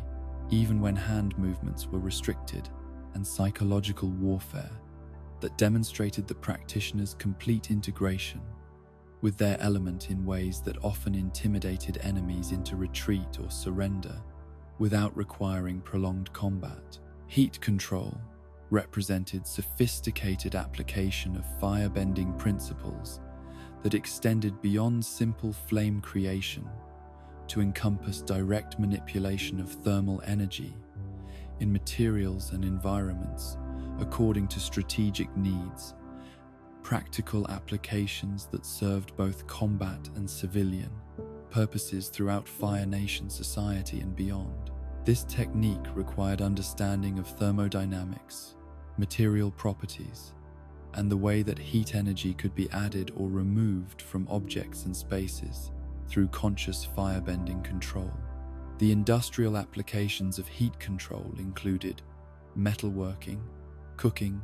manufacturing processes that required precise temperature management, and climate control systems that could maintain comfortable environments in buildings and vehicles that would otherwise be subject to uncomfortable temperature variations. These civilian uses demonstrated firebending's potential for constructive rather than purely destructive applications that served community needs and economic development. The combat applications of heat control encompassed everything from overheating enemy weapons and armor to creating temperature gradients that affected air density and visibility within battle zones, providing tactical advantages that went beyond direct flame attacks to encompass environmental manipulation that could influence entire combat situations through subtle changes that accumulated into significant strategic benefits over time. Enhanced fire techniques available during Sozin's Comet represented the ultimate expression of firebending potential, enabling applications that were normally beyond even master-level practitioners to attempt safely or successfully. The comet's influence allowed for sustained flight over vast distances, creation of flames hot enough to melt stone instantly,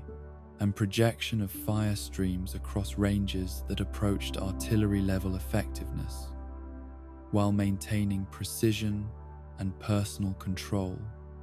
that mechanical weapons could never match. The scale of destruction that comet-enhanced firebending could achieve was demonstrated during Firelord Ozai's attempted genocide of the Earth Kingdom,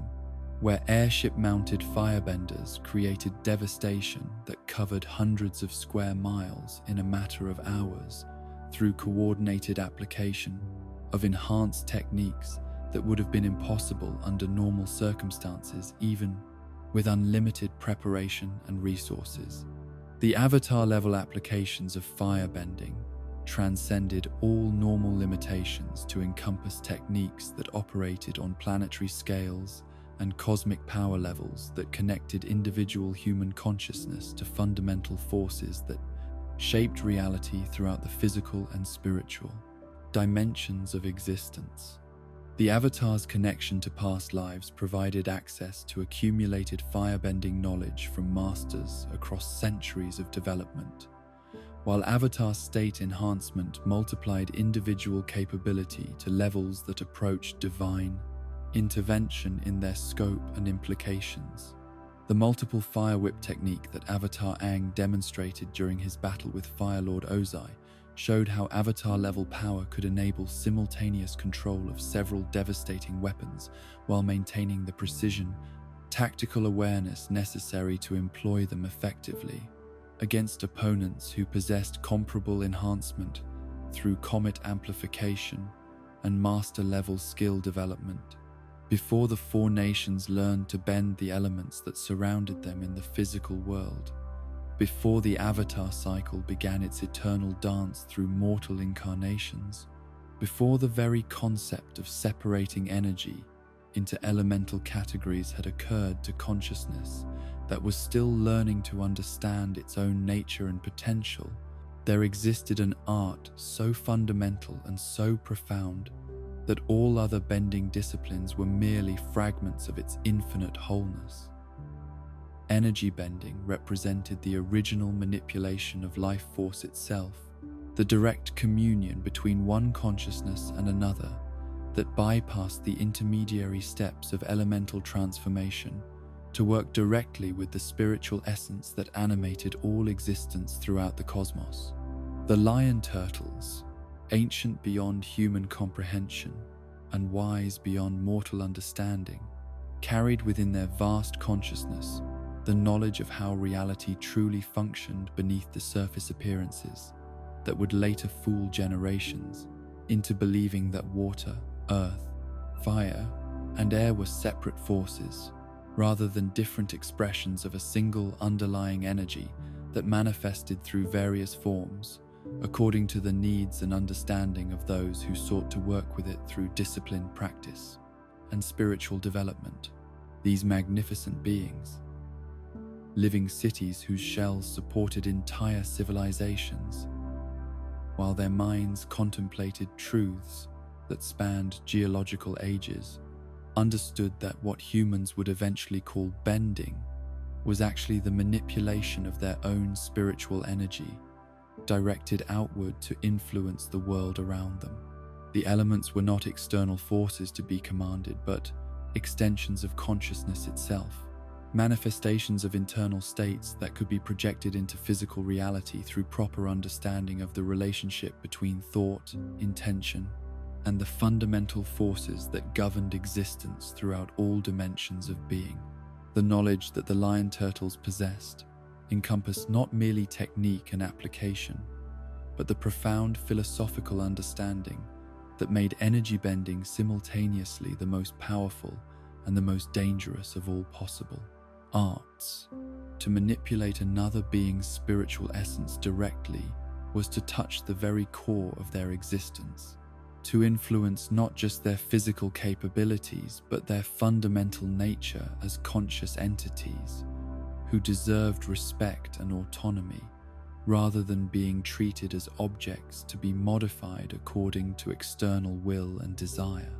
This intimate nature of energy bending created moral implications that went far beyond the ethical considerations surrounding conventional combat, or even the most invasive physical procedures that medicine might devise for therapeutic purposes. When one consciousness reached into another to alter the flow of spiritual energy that defined their essential nature, the action crossed boundaries that physical force could never violate, entering realms of existence where the concepts of consent, autonomy, and personal identity took on meanings that were both more profound and more fragile than anything that surface interactions could encompass. The lion turtle, who eventually taught Avatar Aang this ancient art, understood that the knowledge came with responsibilities that transcended normal moral categories to encompass cosmic obligations that connected the practitioner not just to their immediate environment but to the fundamental balance that maintained harmony between all levels of existence throughout the physical and spiritual dimensions of reality. The power to remove or restore bending abilities was the power to fundamentally alter another being's relationship with the universe itself, changing not just their capabilities but their very identity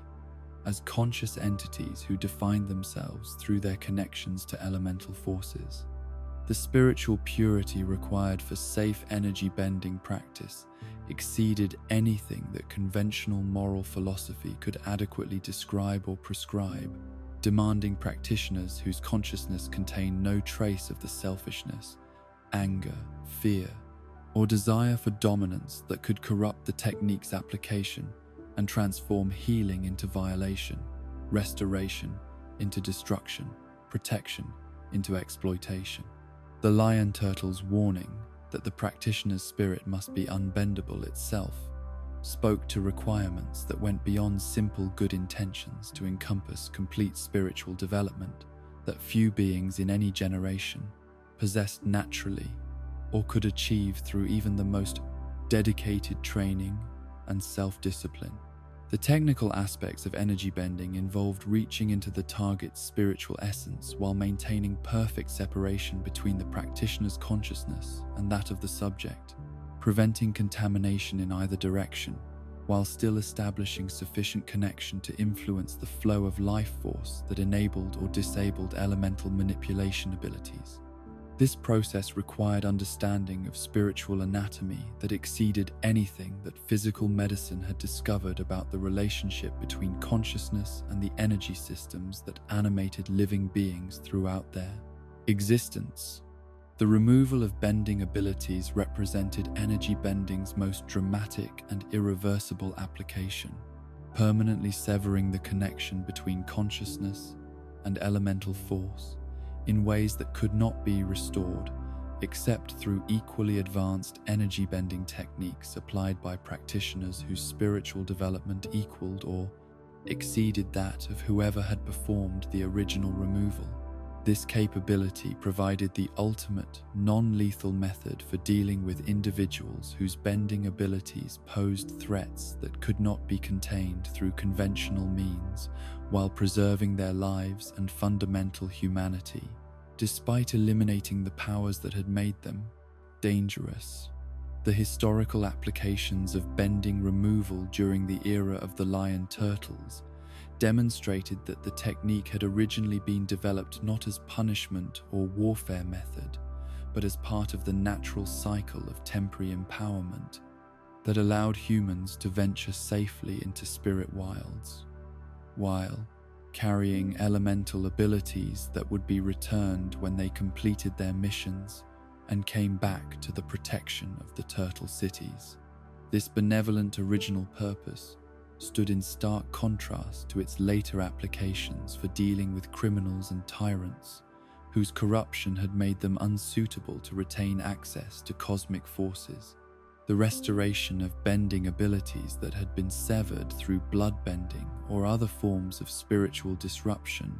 represented energy bending's healing applications, demonstrating how the technique could repair damage that conventional medicine could never address effectively. This restorative capability required understanding not just of how to manipulate spiritual energy, but of how to diagnose the specific types of injury that could affect the subtle connections between consciousness and elemental force, identifying blockages, disruptions, or contaminations that prevented normal bending function. Avatar Aang's restoration of Avatar Korra's bending abilities after Amon had severed her connections demonstrated how energy bending could serve as ultimate healing art for injuries that transcended physical damage to encompass spiritual wounds that affected the victim's fundamental identity and relationship with the world around them. This application showed how the technique could undo damage that seemed permanent while restoring not just capability, but the sense of wholeness and identity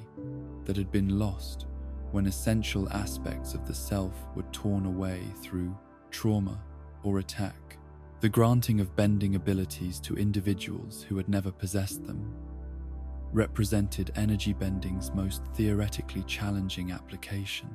requiring not just manipulation of existing spiritual connections, but creation of entirely new pathways between consciousness and elemental forces that had never existed in that particular individual.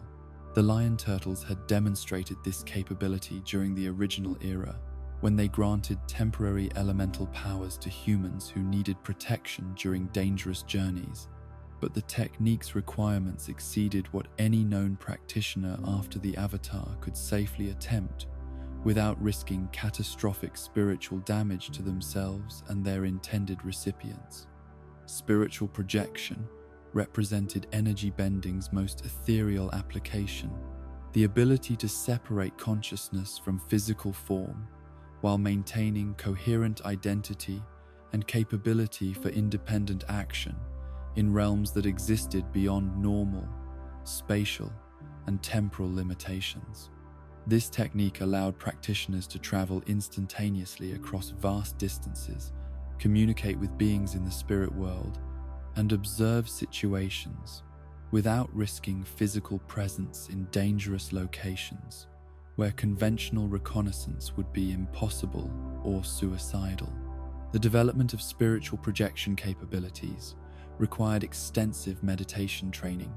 combined with gradually increasing periods of conscious separation from bodily awareness while maintaining enough connection to physical form to sensation. Ensure safe return when the projection was complete. The risks associated with prolonged separation included disorientation, memory loss, difficulty distinguishing between physical and spiritual reality, and the possibility of spiritual contamination from exposure to hostile entities or corrupted environments that could affect consciousness in ways that persisted after return to normal awareness. Avatar Korra's giant spiritual projection during her battle with Kuvira demonstrated how energy bending could create manifestations that possessed physical impact, despite being composed entirely of spiritual energy rather than conventional matter. This massive astral form could engage in combat, manipulate environmental features, and withstand tremendous damage while maintaining coherent function and strategic capability that exceeded what normal-sized physical bodies could achieve under similar circumstances. The Tree of Time's role in enabling such massive spiritual projection suggested that certain locations possessed concentrations of spiritual energy that could amplify energy-bending techniques beyond their normal limitations, providing access to cosmic forces that were normally beyond individual human capacity to channel safely or effectively. These power sources created opportunities for applications that would otherwise require multiple practitioners working in coordination or avatar state enhancement to achieve comparable results. Spirit energy manipulation encompassed a broad category of techniques that involved working directly with the life force that animated beings throughout the spirit world and its intersections with physical reality. This capability allowed practitioners to calm hostile spirits, purify corrupted spiritual entities, and restore balance to areas where the natural harmony between physical and spiritual realms had been disrupted by conflict, industrial development, or other activities that ignored the interconnected nature of existence across all dimensions of being. The applications of spirit energy manipulation during harmonic convergence demonstrated how temporary increases in spiritual energy availability could enable techniques that were normally beyond human capability, allowing practitioners to influence events on global scales through coordinated efforts that channeled cosmic forces during periods when the barriers between realms were weakened sufficiently to permit direct intervention by individuals whose spiritual development had prepared them for such responsibilities.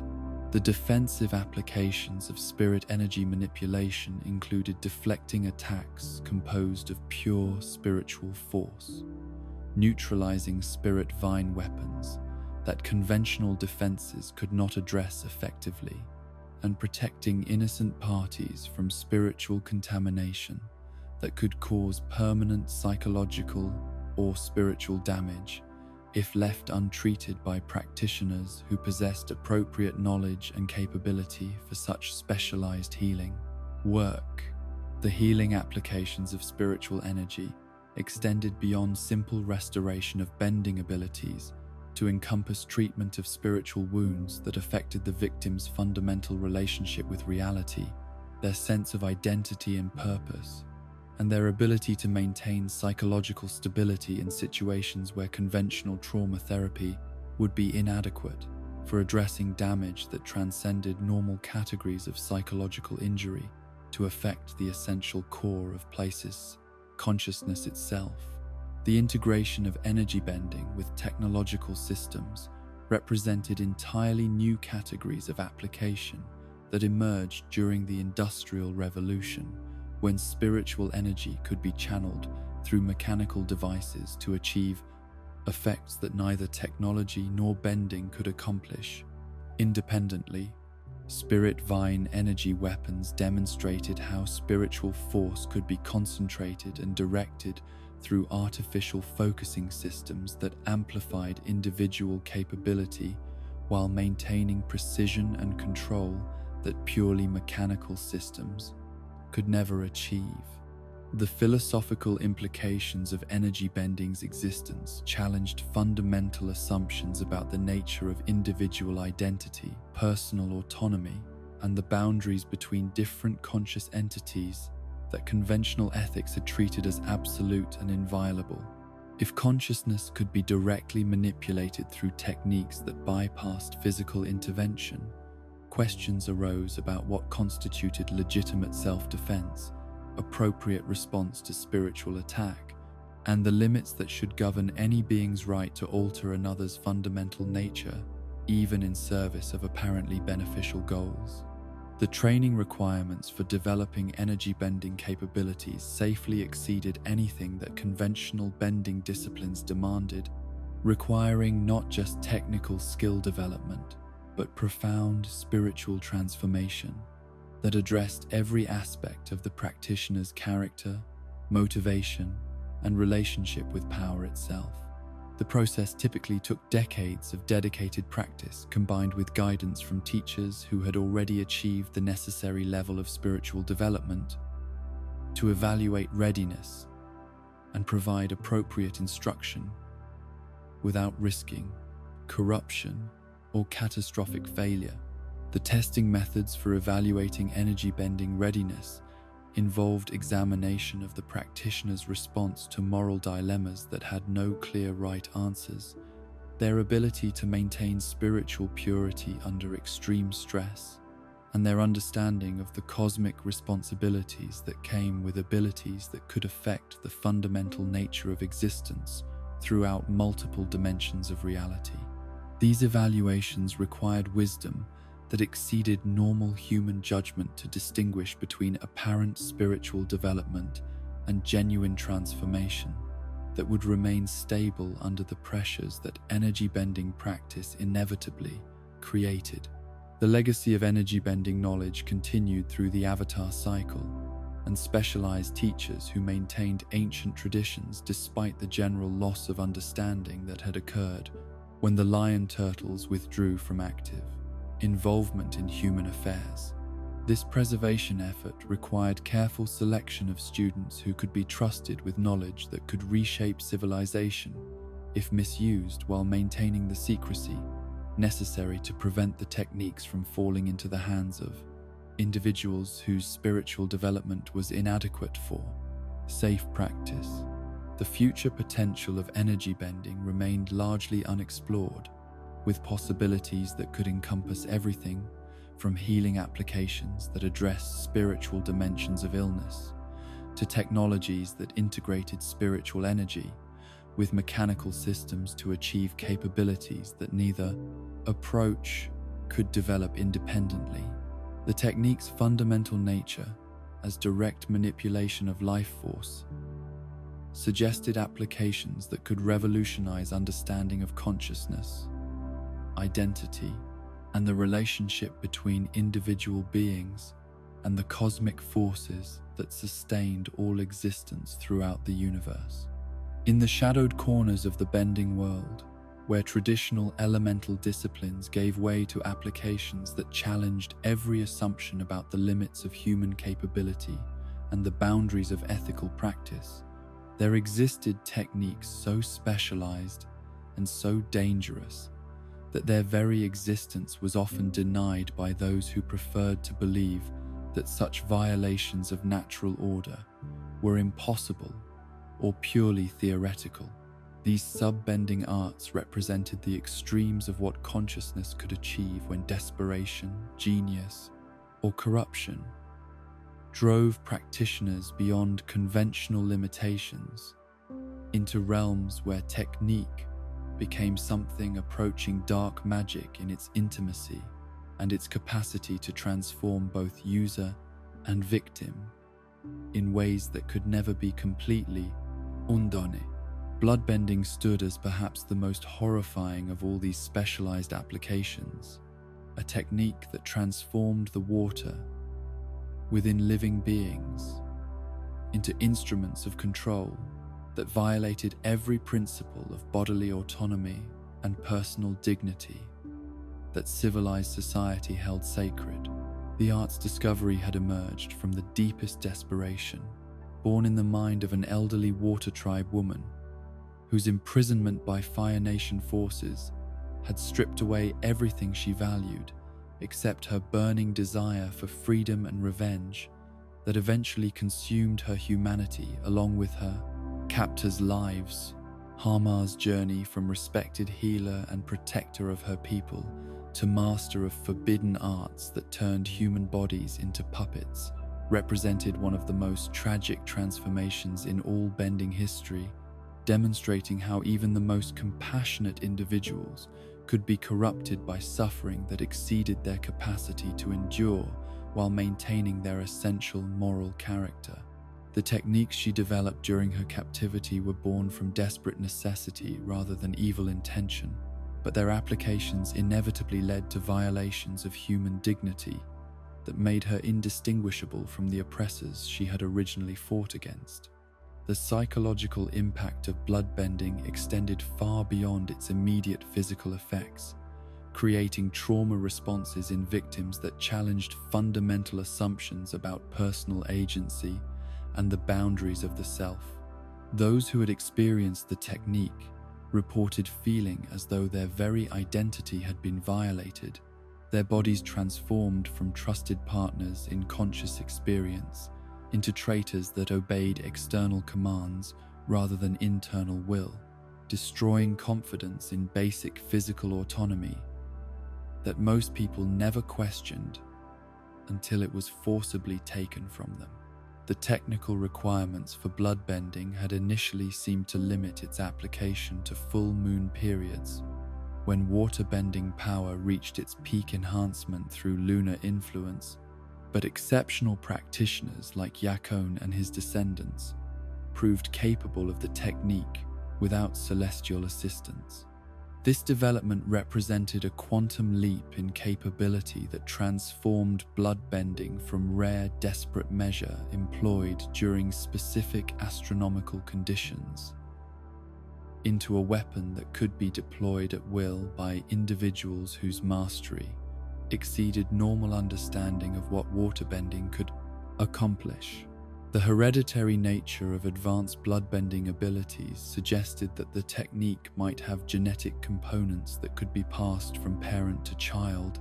creating the possibility of entire lineages dedicated to developing and refining applications that grew more sophisticated and more dangerous with each generation. The Yakone family's progression from crude crowd control to surgical precision that could manipulate individual organs and nervous system functions demonstrated how concentrated study and practice could expand the technique's capabilities in directions that seem to have no theoretical limits. The legal response to bloodbending's emergence led to its prohibition throughout the civilized world,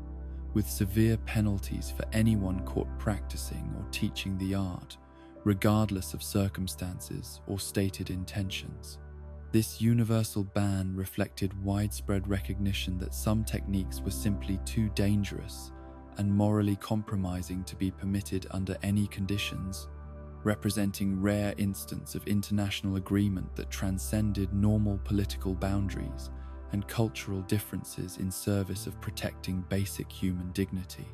The resistance methods developed to counter bloodbending required exceptional willpower combined with some form of elemental ability that could disrupt the external control being imposed upon the victim's circulatory and nervous systems. Most individuals who encountered bloodbending found themselves completely helpless against its effects,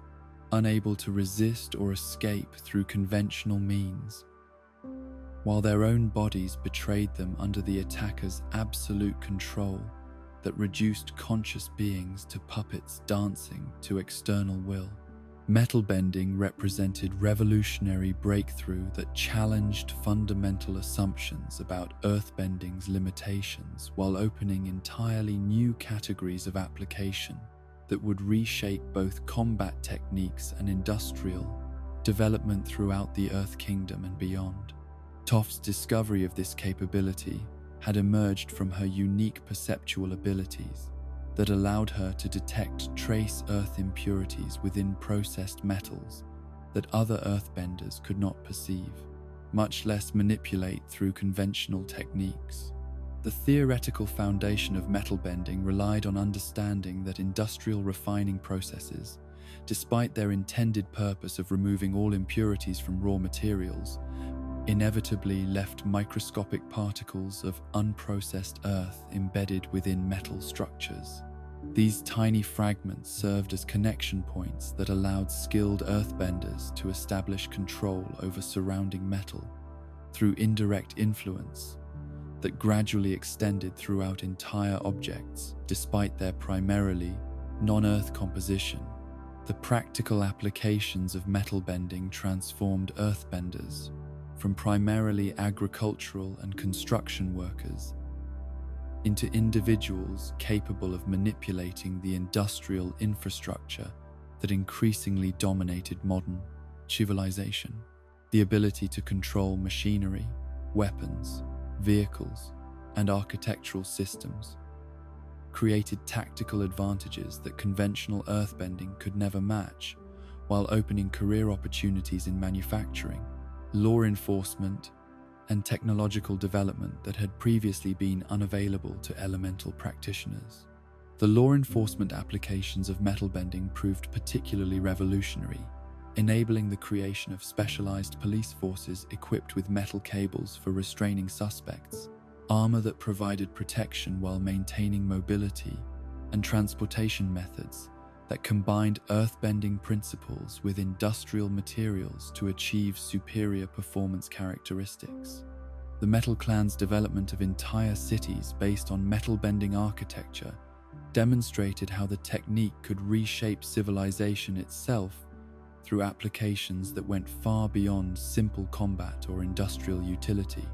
The training requirements for developing metal bending capabilities proved more demanding than those for conventional earthbending, requiring exceptional sensitivity to detect the minute earth particles within metal combined with precision control that could influence these microscopic connection points without disrupting the overall structural integrity of the metal. Objects being manipulated, the technique demanded patience and gradual development of perceptual abilities that might take years to achieve even basic competency. The academy that Toph established for metal bending instruction became the premier institution for developing these specialized skills, creating standardized training methods that could reliably produce practitioners capable of professional law enforcement applications, while maintaining safety standards that prevented the accidents and injuries that had plagued early. Experimental efforts to master the technique through trial and era approaches. Lava bending stood as earthbending's most spectacular and dangerous variant, the ability to heat earth materials to molten temperatures while maintaining conscious control over substances that could kill through casual contact or proximity. This rare capability appeared to be partially hereditary,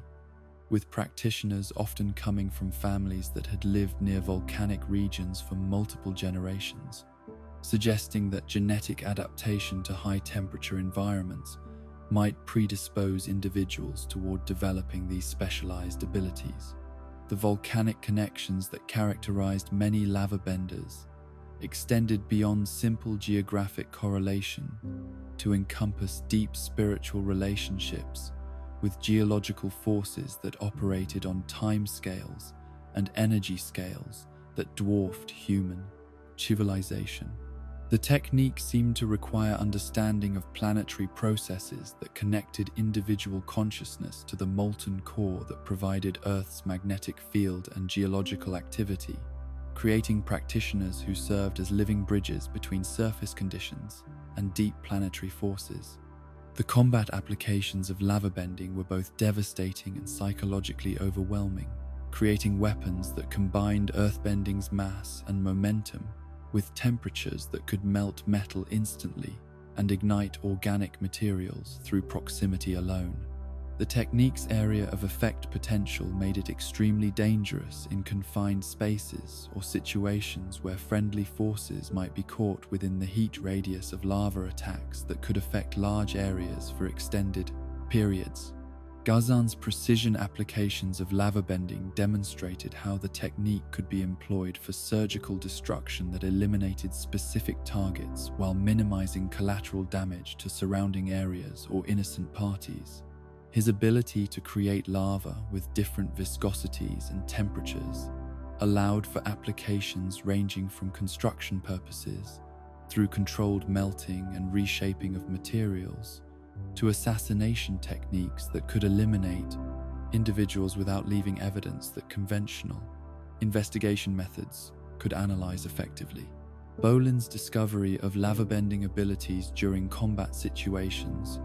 showed how stress and necessity could sometimes unlock capabilities that had remained dormant under normal circumstances, suggesting that many earthbenders might possess potential for specialized sub-techniques that would never manifest without extreme provocation or intensive training. Specifically designed to explore unusual applications of basic earthbending principles, the construction applications of lava bending included creation of extremely durable materials through controlled cooling processes that could produce stone with superior strength characteristics compared to naturally occurring rock formations.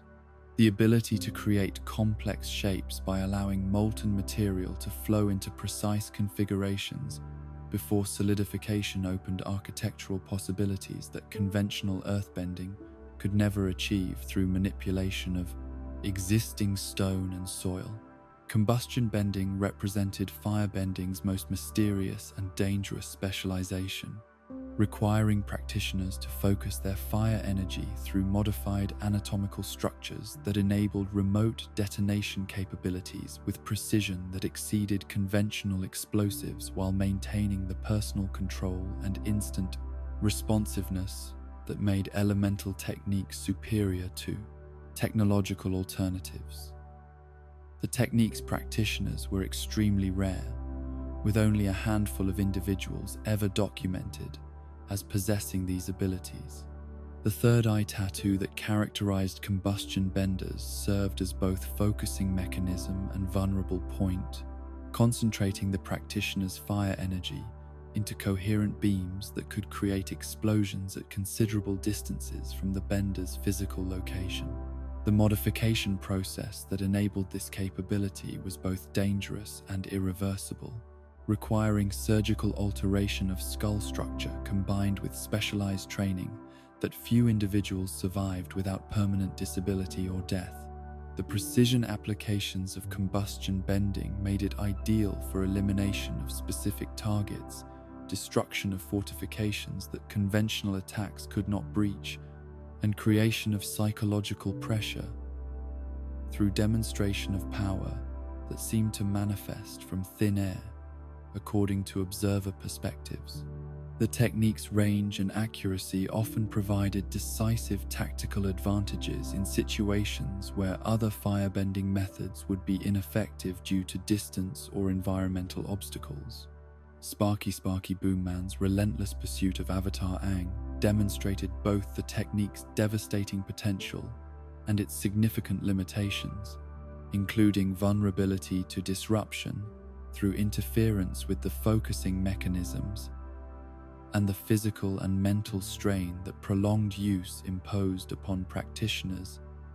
whose specialized training had emphasized this single ability,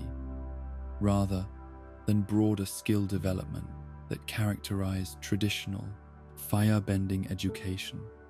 More sophisticated applications of combustion bending showed how the technique could be refined through advanced training to encompass curved trajectories that could bypass obstacles and defensive measures, variable explosion intensities that could be adjusted according to tactical requirements, and integration with conventional combat techniques that made practitioners more versatile and dangerous than their predecessors who had relied entirely upon remote detonation capabilities. The risks associated with combustion bending included catastrophic backfire possibilities if energy flow was disrupted during technique execution, potential injury to innocent parties caught within explosion radius, and the psychological isolation that often affected practitioners, whose appearance and abilities marked them as fundamentally different from normal human beings in ways that made social integration difficult or impossible. Plant bending represented waterbending's most environmentally integrated specialization, taking advantage of the high water content in vegetation to extend elemental control into areas that might otherwise be considered earthbending territory, while demonstrating the interconnected nature of all elemental arts and the artificial nature of boundaries that separated different bending disciplines into discrete categories. The Foggy Swamp tribe had developed plant bending to levels that approached genuine symbiosis with their environment, creating relationships between human consciousness and vegetation that went beyond simple manipulation to encompass cooperative partnerships, where plants and people worked together for mutual benefit and protection.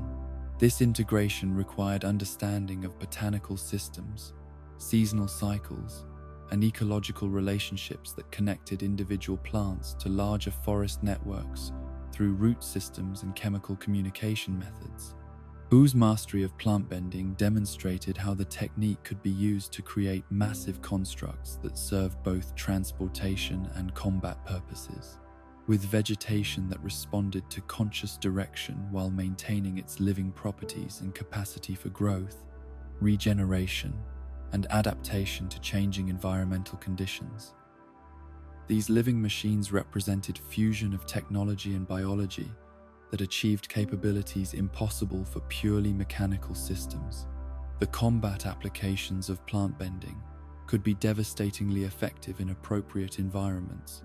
allowing practitioners to transform entire forests or swamplands into weapons that responded to their will, while maintaining natural appearance until hostile action triggered responses that could overwhelm opponents through sheer scale and environmental integration that made resistance seem futile against forces that appeared to emerge from nature itself. The healing applications of plant bending extended beyond simple manipulation of vegetation to encompass understanding of how plant-based medicines could be enhanced through water-bending techniques that concentrated active compounds, improved absorption rates, and created therapeutic effects that conventional herbal medicine could never achieve. This medical application required extensive knowledge of both botanical chemistry and human physiology, combined with water-bending precision sufficient to work at cellular levels. The agricultural applications of plant bending offered possibilities for revolutionizing food production through techniques that could accelerate growth rates, improve crop yields, enhance nutritional content, and create resistance to diseases and environmental stresses that conventional farming methods could not address effectively. These applications suggested that plant bending could help solve food security problems while reducing agricultural environmental impact. Sand bending demonstrated earth bending's remarkable adaptability to different environmental conditions and material properties, showing how practitioners could maintain effectiveness even when working with loose, shifting substances that behaved more like liquids than the solid rock that formed the basis of most earthbending techniques. The desert tribes that developed these methods had created entirely different approaches to elemental manipulation that emphasized flow and adaptation rather than rigid strength. The mobility applications of sand bending included creation of sand sailors that could achieve remarkable speeds across desert terrain through manipulation of localized wind patterns and sand surface conditions that provided optimal sailing conditions regardless of natural weather patterns. These vessels represented perfect integration of earthbending with environmental forces to achieve transportation capabilities that conventional technology could not match in desert conditions.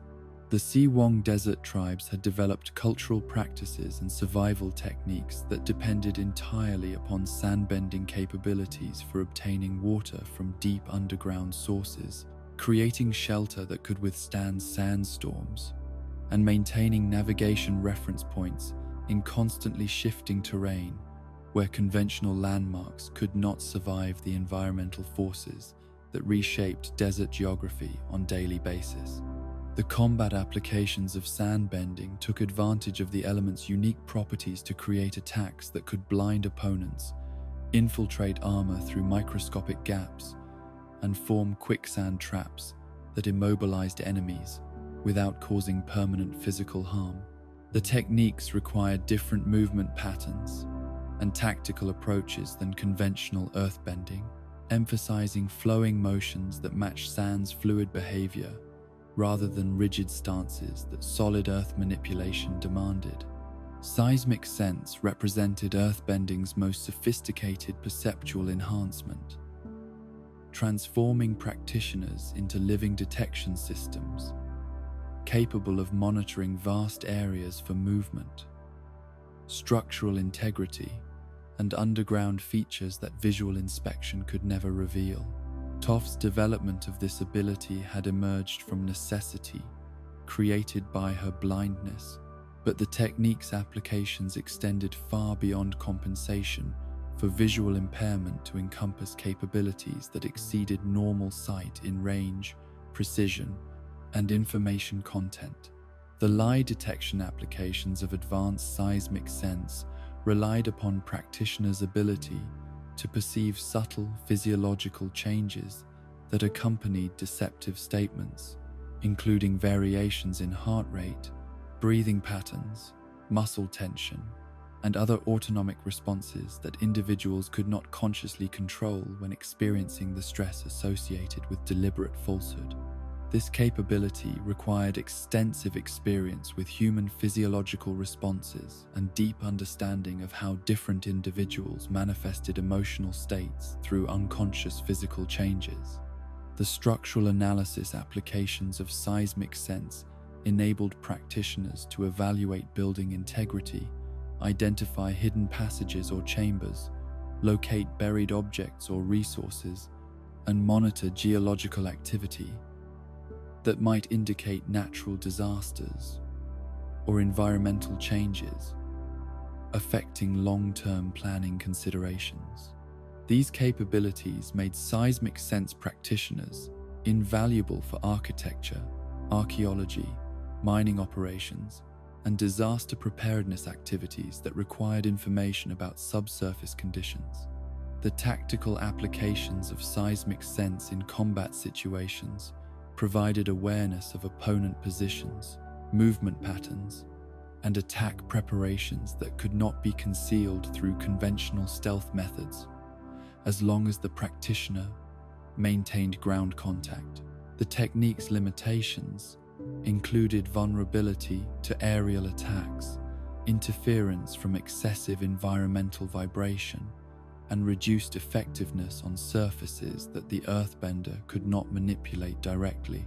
In the convergence of cosmic forces and mortal consciousness that defined the Avatar's unique existence throughout the endless cycle of reincarnation and spiritual responsibility, there existed capabilities so profound and so utterly beyond normal human comprehension that they seemed to operate according to entirely different physical laws than those governing conventional bending arts. The Avatar state represented not merely enhanced individual ability, but actual fusion with cosmic consciousness that had accumulated wisdom, power, and technique mastery across centuries of incarnations, who had each contributed their discoveries and innovations to a collective reservoir of knowledge that transcended any single lifetime's capacity to develop independently. When the Avatar's individual consciousness merged with this vast spiritual heritage during moments of extreme need or perfect spiritual alignment, the resulting entity possessed capabilities that approached divine intervention in their scope and implications. The transformation went beyond simple power amplification to encompass fundamental changes in how the Avatar's consciousness could perceive and manipulate reality throughout multiple dimensions simultaneously, accessing perspectives and abilities that were normally reserved for cosmic forces operating on planetary or galactic scales rather than individual human experience. The elemental sphere creation that Avatars could achieve while channeling this cosmic consciousness represented perfect synthesis of all four bending arts into a single harmonious technique that demonstrated how apparent opposites could be integrated into unified wholes when viewed from sufficient spiritual elevation. The sphere contained not just water, earth, fire, and air, but the essential principles that each element embodied, creating a manifestation of balance itself that could serve both ultimate defense and ultimate offense, depending upon the Avatar's intentions and the cosmic necessities that the situation demanded. The construction of such elemental spheres required simultaneous mastery of contradictory principles that would normally interfere with each other when attempted by practitioners who lacked the Avatar's unique spiritual constitution and connection to cosmic forces, fire and water, earth and air, the flowing adaptability of liquid and the stubborn resistance of solid stone, the aggressive expansion of flame and the yielding acceptance of atmospheric currents, all found perfect harmony within the Avatar's expanded consciousness that could reconcile opposites through understanding that transcended normal logical categories and limitations. The defensive applications of elemental spheres created protection that was virtually absolute, with each element contributing its unique protective properties, while the sphere's rotation and internal dynamics created forces that could deflect or absorb attacks of tremendous magnitude without compromising the Avatar's safety or mobility. The technique served as a mobile fortress that could withstand concentrated assault from multiple opponents,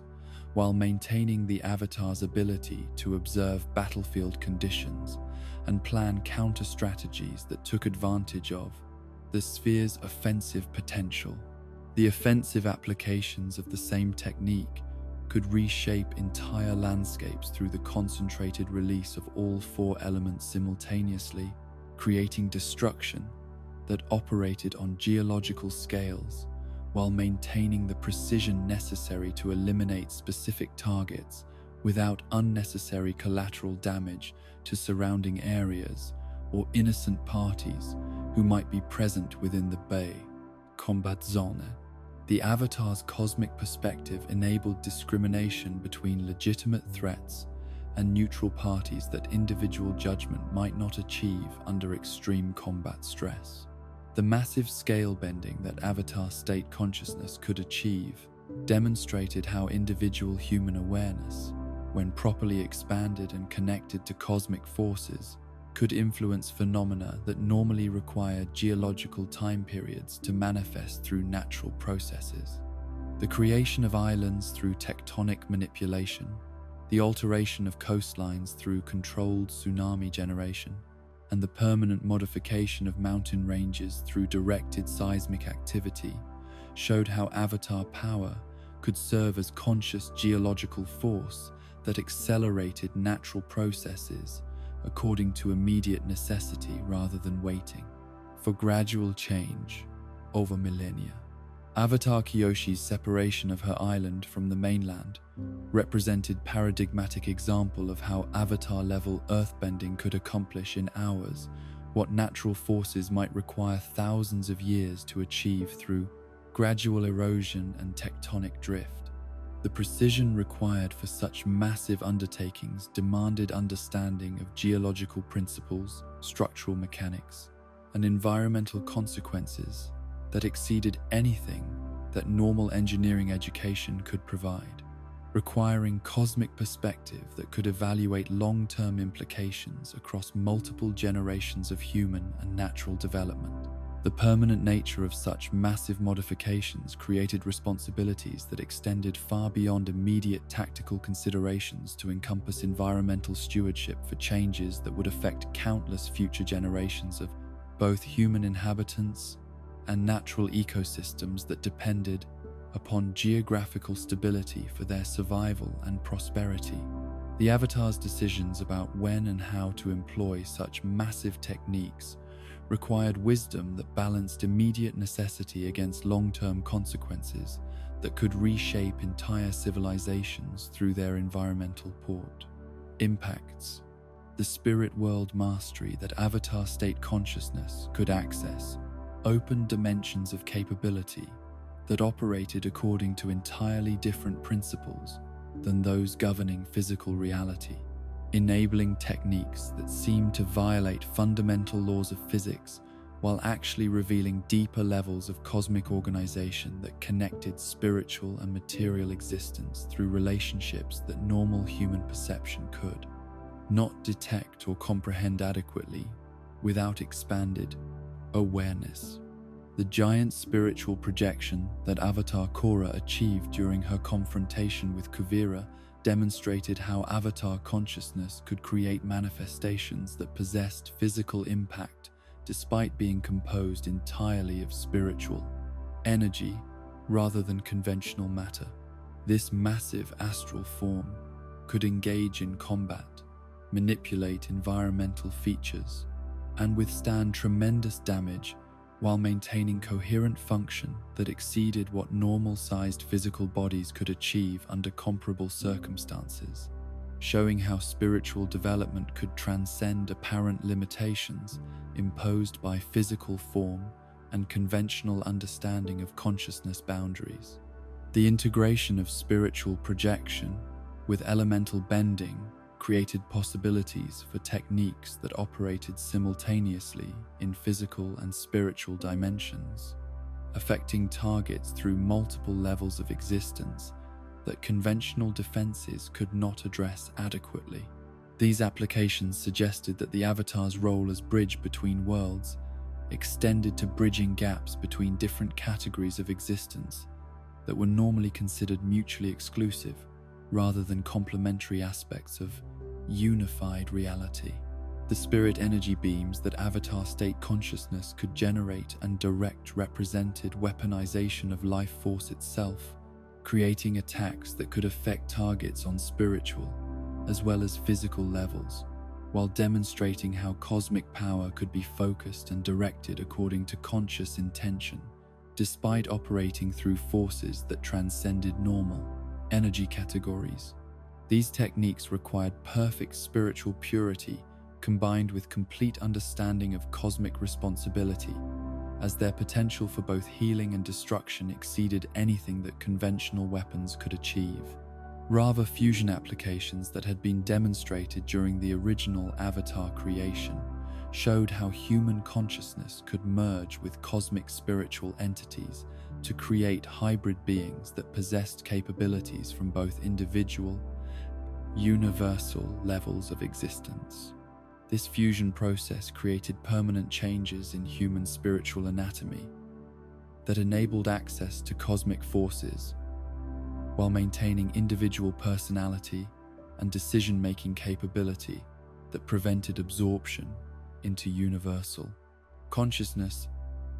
that would eliminate personal identity and moral agency.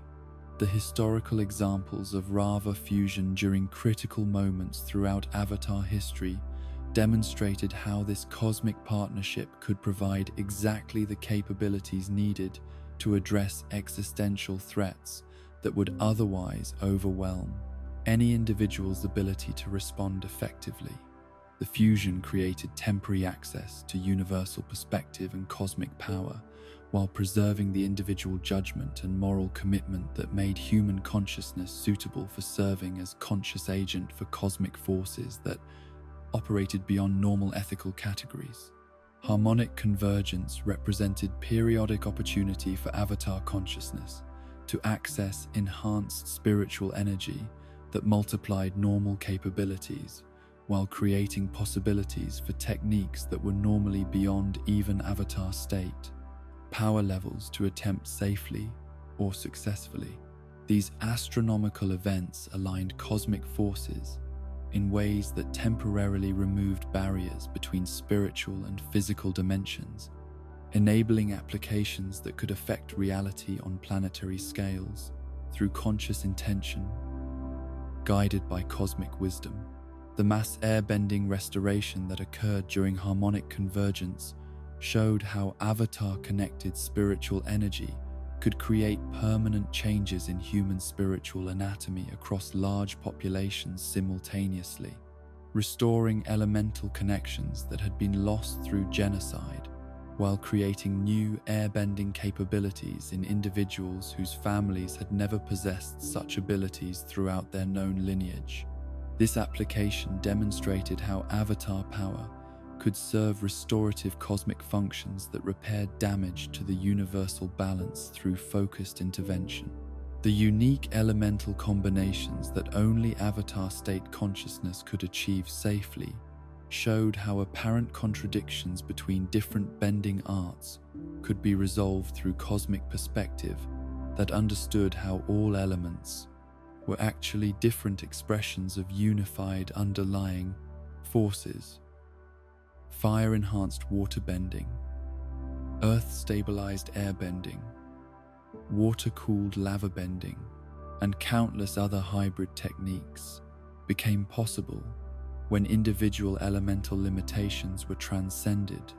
through Avatar consciousness that could perceive unity beneath apparent diversity.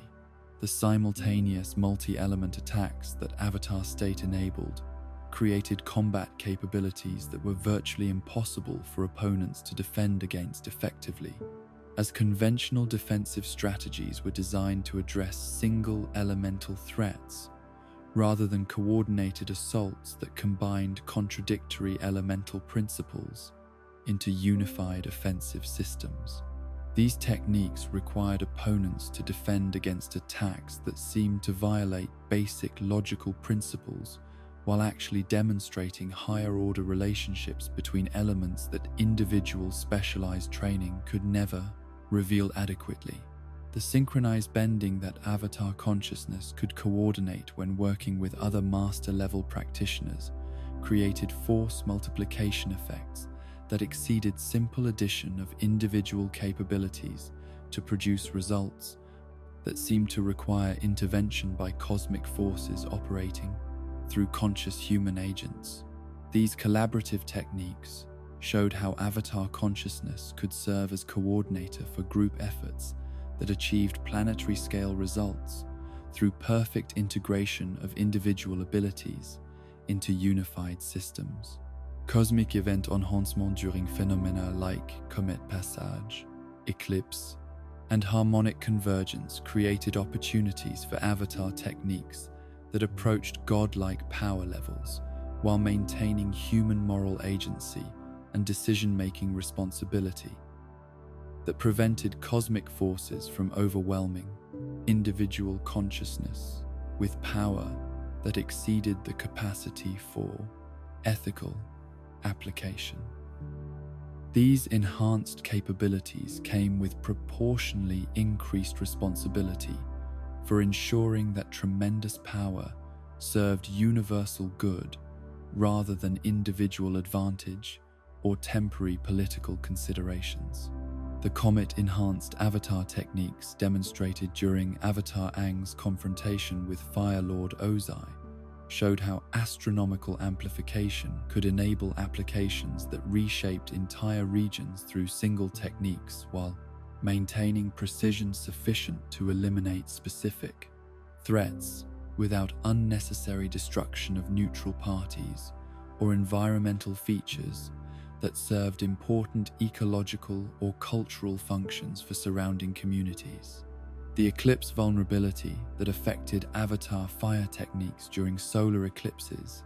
created strategic considerations that required long-term planning and alternative capability development to ensure that temporary cosmic conditions could not compromise the avatar's ability to fulfill essential responsibilities during periods when normal power sources were unavailable or severely reduced in effectiveness. The historical applications of avatar-exclusive techniques throughout the cycle of incarnations demonstrated how cosmic capabilities had been employed to address existential threats, restore environmental balance, and create geographical features that served long-term stability and prosperity for human civilization and natural ecosystems throughout the world. Each avatar had contributed unique innovations and applications that added to the collective knowledge available through avatar state consciousness during future crises.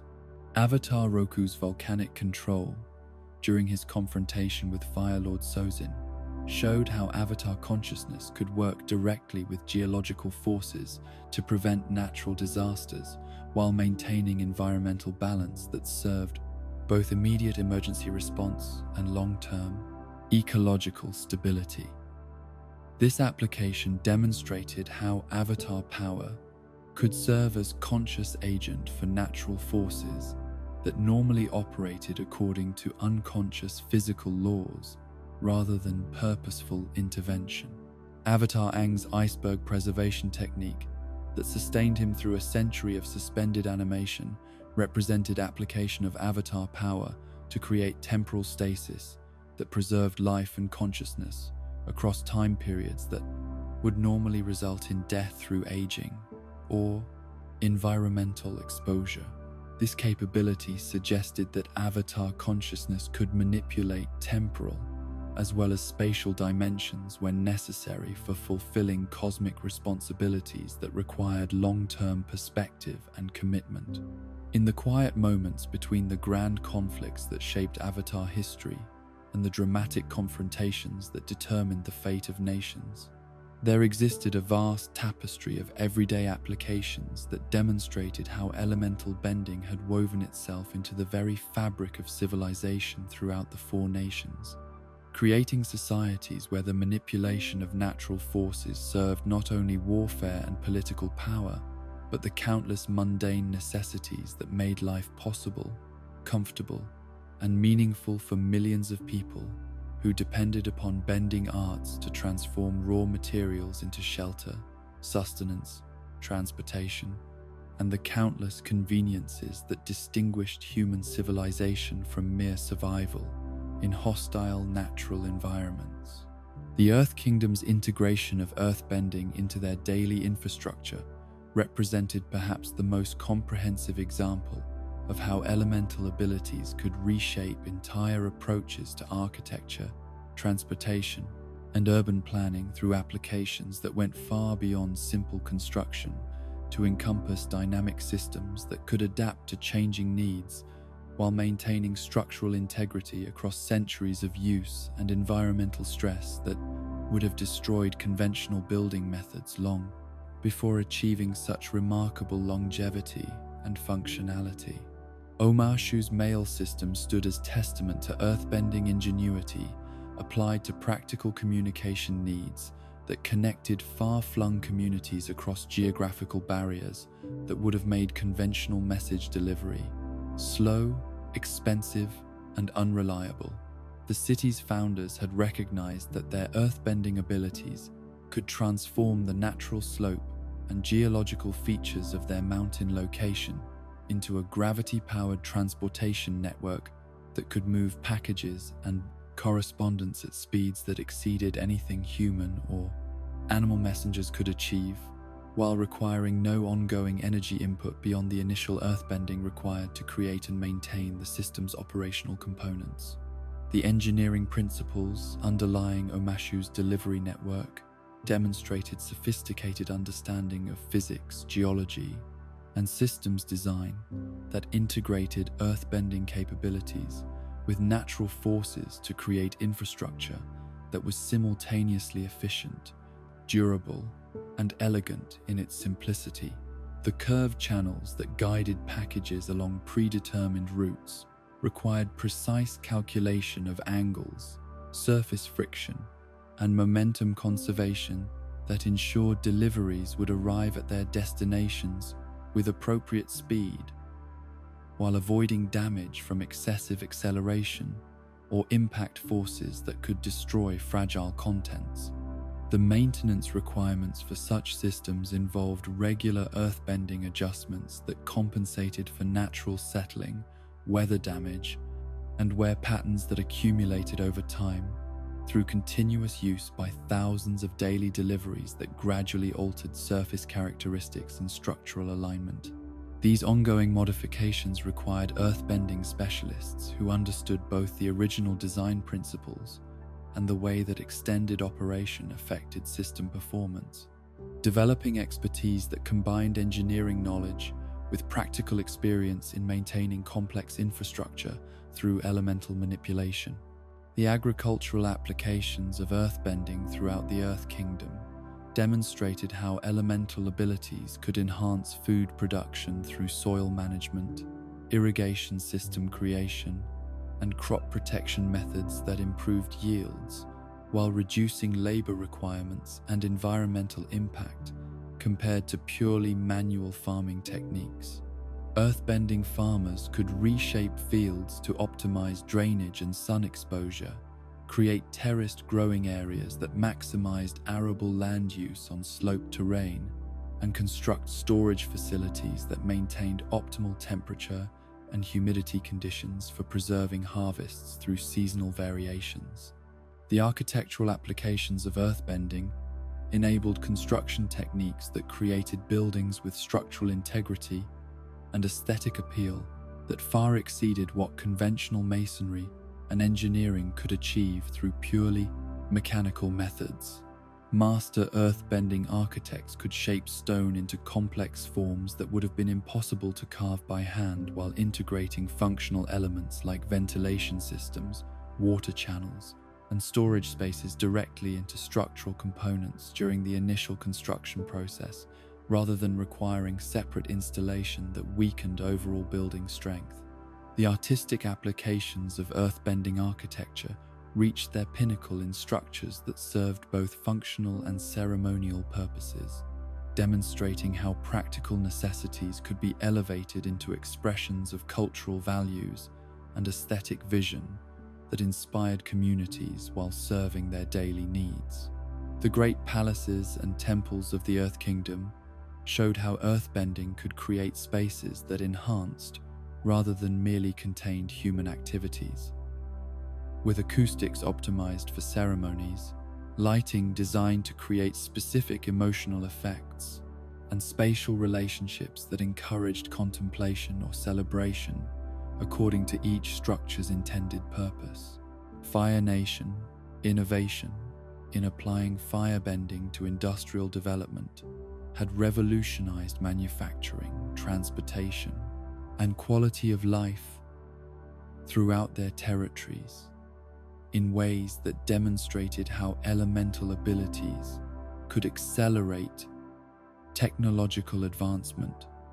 while creating new categories of economic opportunity and social organization.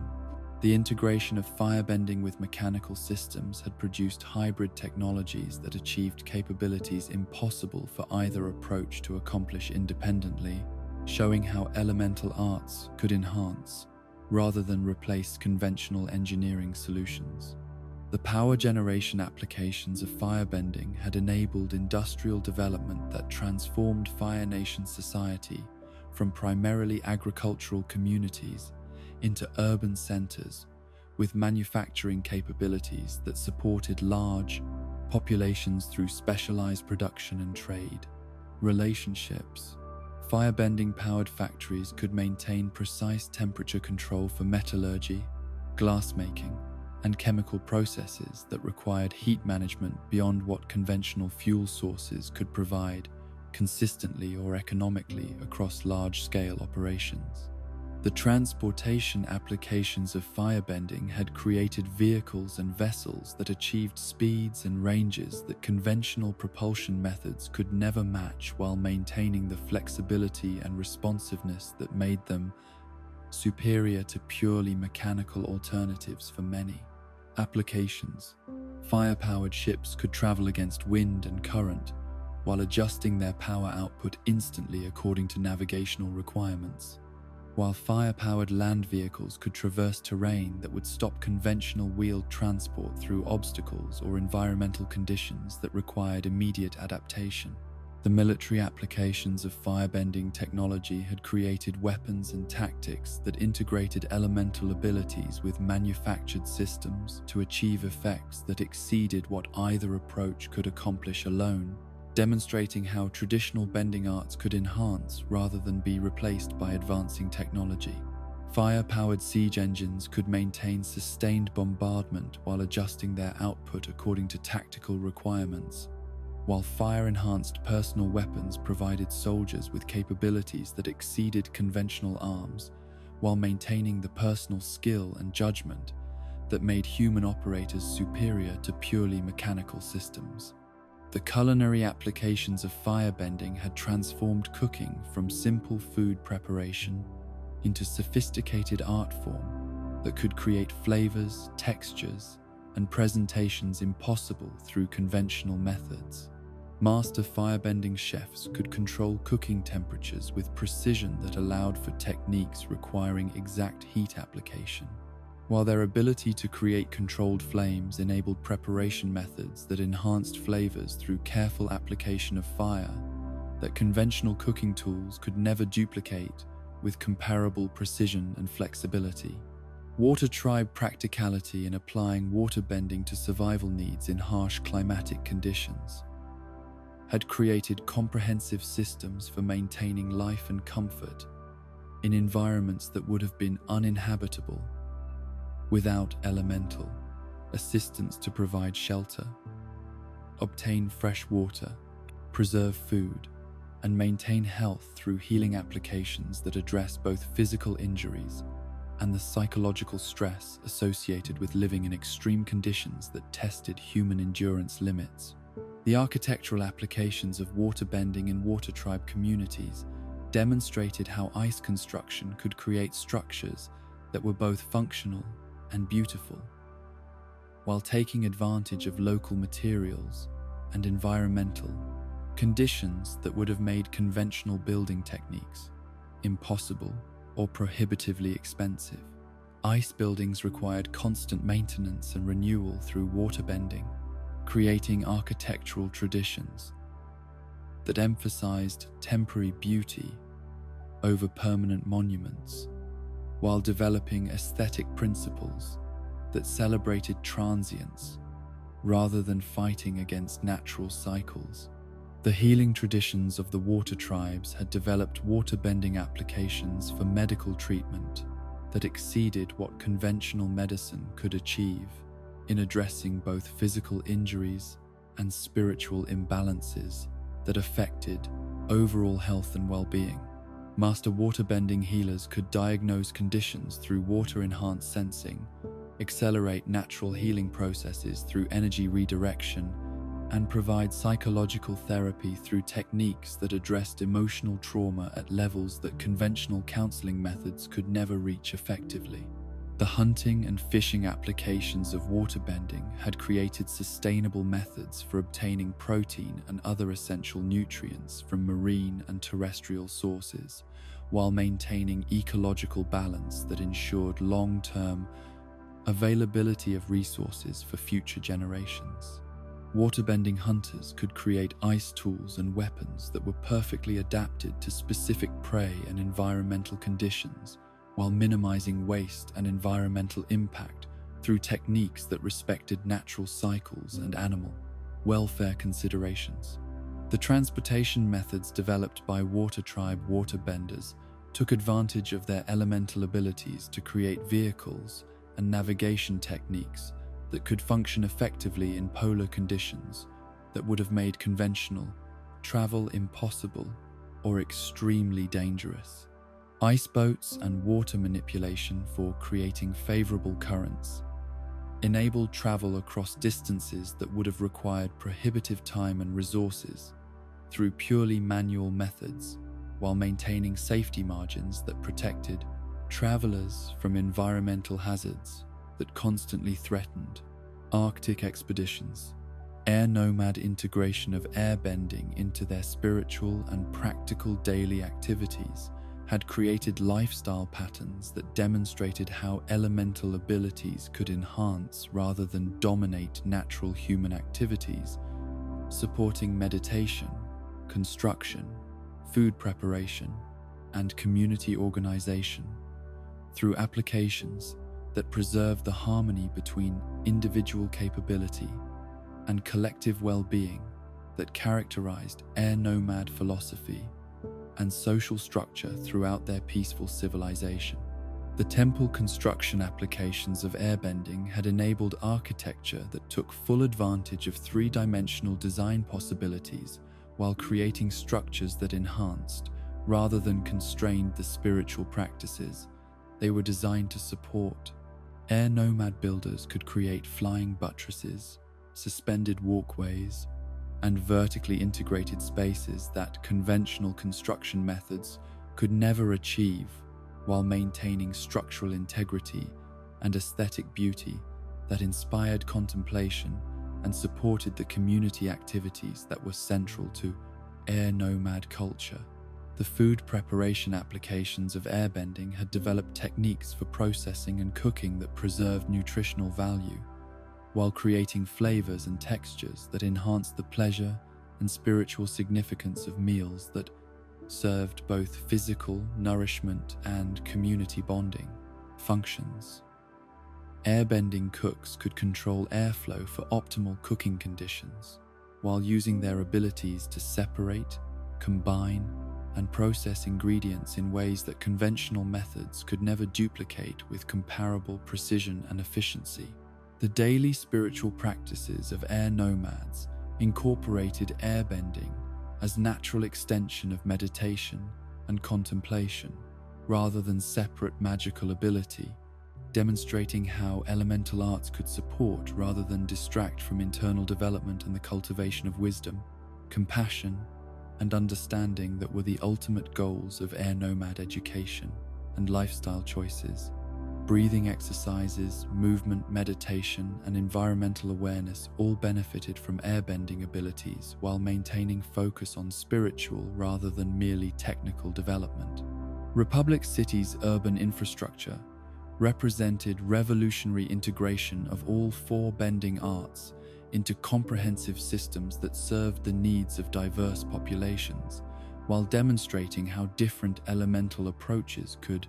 complement rather than compete with each other when properly coordinated through planning that respected each element's unique capabilities and limitations. The city's founders had recognized that multicultural cooperation could achieve results impossible for any single bending tradition to accomplish independently through exclusive reliance on their particular elemental abilities. The construction applications in Republic City showed how earth-bending foundation work could support water-bending plumbing systems, while air-bending ventilation integrated with fire-bending power generation to create buildings that functioned as unified systems rather than collections of separate components that happened to occupy the same space. This integration required understanding of how different elemental techniques could reinforce rather than interfere with each other when properly coordinated through comprehensive design that considered all relevant factors. The transportation systems in Republic City demonstrated how different bending arts could create complementary mobility options that served various needs and preferences while maintaining overall system efficiency that exceeded what any single approach could provide through exclusive reliance on particular elemental capabilities, earth-bending metro systems,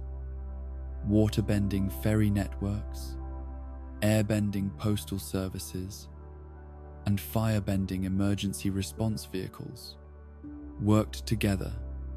to create comprehensive transportation infrastructure. The power generation systems that supplied Republic City's electrical needs showed how firebending could be integrated with industrial technology to create reliable energy sources, while waterbending provided cooling systems and earthbending contributed structural support for power plants that required coordination between multiple bending disciplines to maintain safe and efficient operations that served large urban populations with diverse energy needs. Pro-bending entertainment had transformed traditional martial arts into spectator sport that celebrated the skills and artistry of elemental manipulation, while creating new categories of technique development that emphasized precision, teamwork, and strategic thinking rather than purely destructive applications. The sport's rules and arena design created conditions that showcased bending abilities while minimizing injury risk and property damage that unlimited combat would inevitably produce. The referee systems for pro bending required neutral arbitrators who could evaluate technique, legality, and match outcomes without bias toward any particular element or fighting style, creating professional standards that ensured fair competition while maintaining entertainment value that attracted audiences who appreciated skill demonstration rather than simple violence. These officials needed comprehensive understanding of all bending arts combined with judgment capabilities that could make instant decisions under pressure while maintaining credibility with participants and spectators. The team coordination requirements for successful pro-bending created training methods that emphasized communication, timing, and mutual support rather than individual excellence, showing how competitive environments could encourage cooperation and collective achievement rather than purely personal advancement. Teams that succeeded in pro-bending demonstrated how different elemental approaches could be integrated into unified strategies that achieved results impossible for individual benders working independently. The industrial applications of bending throughout modern civilization demonstrated how elemental abilities could enhance rather than replace technological development while creating new possibilities for manufacturing, resource extraction, and infrastructure maintenance that served growing populations with increasing efficiency and reduced environmental impact compared to purely mechanical alternatives that required external energy sources and generated more waste products. The agricultural enhancement applications showed how bending could improve crop yields, extend growing seasons, and create optimal growing conditions through environmental modification that worked with rather than against natural cycles and ecological relationships. Earth-bending soil management, water-bending irrigation, air-bending climate control, and fire-bending pest management created integrated farming systems that achieved remarkable productivity while maintaining long-term sustainability. The artistic applications of bending created new forms of creative expression that celebrated the beauty and versatility of elemental manipulation, while inspiring communities through demonstrations of skill and imagination that elevated daily experience beyond mere functional necessity. Bending artists could create temporary sculptures, performances, and installations that showcased their cultural traditions while exploring new possibilities for aesthetic achievement that conventional art forms could never duplicate. In the complex choreography of combat that defined confrontations between masters of different elemental disciplines, there existed strategic relationships and tactical considerations that went far beyond simple applications of raw power to encompass deep understanding of how each element's fundamental characteristics created advantages and vulnerabilities that could be exploited through proper timing, positioning, and psychological insight into opponent behavior patterns that revealed openings for decisive strikes or defensive maneuvers that could determine the outcome of encounters between equally skilled practitioners who understood their own arts, but might lack comprehensive knowledge of how other elements functioned under combat stress. The elemental matchups that shaped strategic thinking throughout the bending world reflected not just theoretical advantages based on philosophical opposites, but practical considerations that emerged from countless real encounters between practitioners who had tested their abilities against opponents whose different elemental approaches required adaptive strategies and tactical flexibility that conventional training within single disciplines could never provide adequately. These relationships created a complex matrix of situational advantages that experienced combatants learned to recognize and exploit, while developing countermeasures for situations where their own element faced inherent disadvantages. Fire versus water represented perhaps the most fundamental elemental opposition, with fire's aggressive expansion meeting water's adaptive deflection. In confrontations that often became contests of endurance and tactical positioning, rather than simple exchanges of opposing forces. Firebenders possessed advantages in raw destructive potential and psychological intimidation, while waterbenders could neutralize fire attacks through phase manipulation and superior defensive capabilities that allowed them to survive initial assaults while seeking opportunities for counterstrikes that exploited firebenders' tendency toward overextension and energy expenditure. The tactical considerations in fire versus water combat included environmental factors such as humidity levels, available water sources, time of day affecting firebending power, and lunar phases influencing waterbending capability, creating complex calculations that determined optimal strategies for engagement or avoidance depending upon circumstances that might favor one element over another. Master practitioners learned to assess these factors quickly while adapting their approaches to maximize their advantages, while minimizing exposure to opponent strengths that could prove decisive if not properly managed.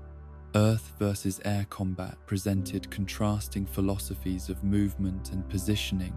that created tactical puzzles, requiring completely different approaches to timing and spatial awareness than other elemental matchups demanded. Earthbenders relied upon solid foundations and powerful direct attacks, while airbenders emphasized mobility and evasion techniques that made them difficult targets, while wearing down opponents through sustained pressure and gradual exhaustion that accumulated over extended encounters rather than seeking immédiate décisive confrontation. The psychological aspects of earth versus air combat often proved as important as technical considerations, with earthbenders needing to maintain patience and defensive discipline, while airbenders sought to create frustration and tactical errors that could provide openings for attacks that would be ineffective against properly positioned and mentally prepared earthbending defenses. These encounters could extend for considerable periods, while both sides maneuvered for advantages that might never materialize without mistakes or environmental changes that altered the tactical balance. Water versus earth encounters demonstrated how elements with defensive emphasis could create stalemates that tested both practitioners' endurance and strategic creativity, while requiring adaptive approaches that went beyond conventional applications of their respective arts. Waterbenders could use phase change and fluid dynamics to overcome earthbending barriers, while earthbenders could absorb water attacks through structural defense and underground positioning that made conventional water techniques less effective than they would be against more mobile opponents. Fire versus earth combat typically favored earthbenders whose defensive capabilities and structural integrity could withstand sustained fire attacks, while creating opportunities for counterstrikes that exploited firebenders' reliance on continuous offensive pressure to maintain tactical initiative. However, advanced firebending techniques like blue fire or lightning could overcome earthbending defenses through superior heat or alternative energy forms that conventional earth techniques were not designed to address effectively. The development of combination techniques that integrated multiple bending arts through collaborative effort created force multiplication effects that exceeded what individual practitioners could achieve through exclusive reliance upon their own elemental abilities. These partnerships required extensive training in coordination, communication, and timing that enabled practitioners to support rather than interfere with their partners' techniques, while creating unified attacks that opponents trained in single-element defense could not counter effectively. Water and earth collaboration in purification processes demonstrated how different elemental approaches could solve problems that neither element could address independently, with waterbenders providing manipulation and containment, while earthbenders removed contaminants and restored environmental balance. These applications required understanding of both elements' capabilities, combined with knowledge of environmental chemistry and ecological relationships that connected water quality to broader ecosystem health and stability. Air and fire enhancement techniques showed how airbending could amplify firebending effectiveness through improved combustion conditions and directional control that increased both power and precision of fire attacks. These collaborations required careful coordination to avoid accidentally disrupting fire techniques through inappropriate air currents, while maximizing the benefits that proper atmospheric manipulation could provide for sustained fire. Combat or specialized applications requiring enhanced performance. The pro-bending arena had created standardized conditions and rules that showcased elemental techniques while emphasizing strategy, teamwork, and precision over raw destructive power that would be inappropriate for entertainment venues located within urban areas, where public safety required limitations on technique applications that might cause structural damage or endanger spectators who attended matches for enjoyment rather than exposure to life-threatening combat situations. The sport-specific adaptations that pro-bending required had led to development of techniques that were optimized for arena conditions rather than open battlefield applications, creating specialized skills that emphasized accuracy,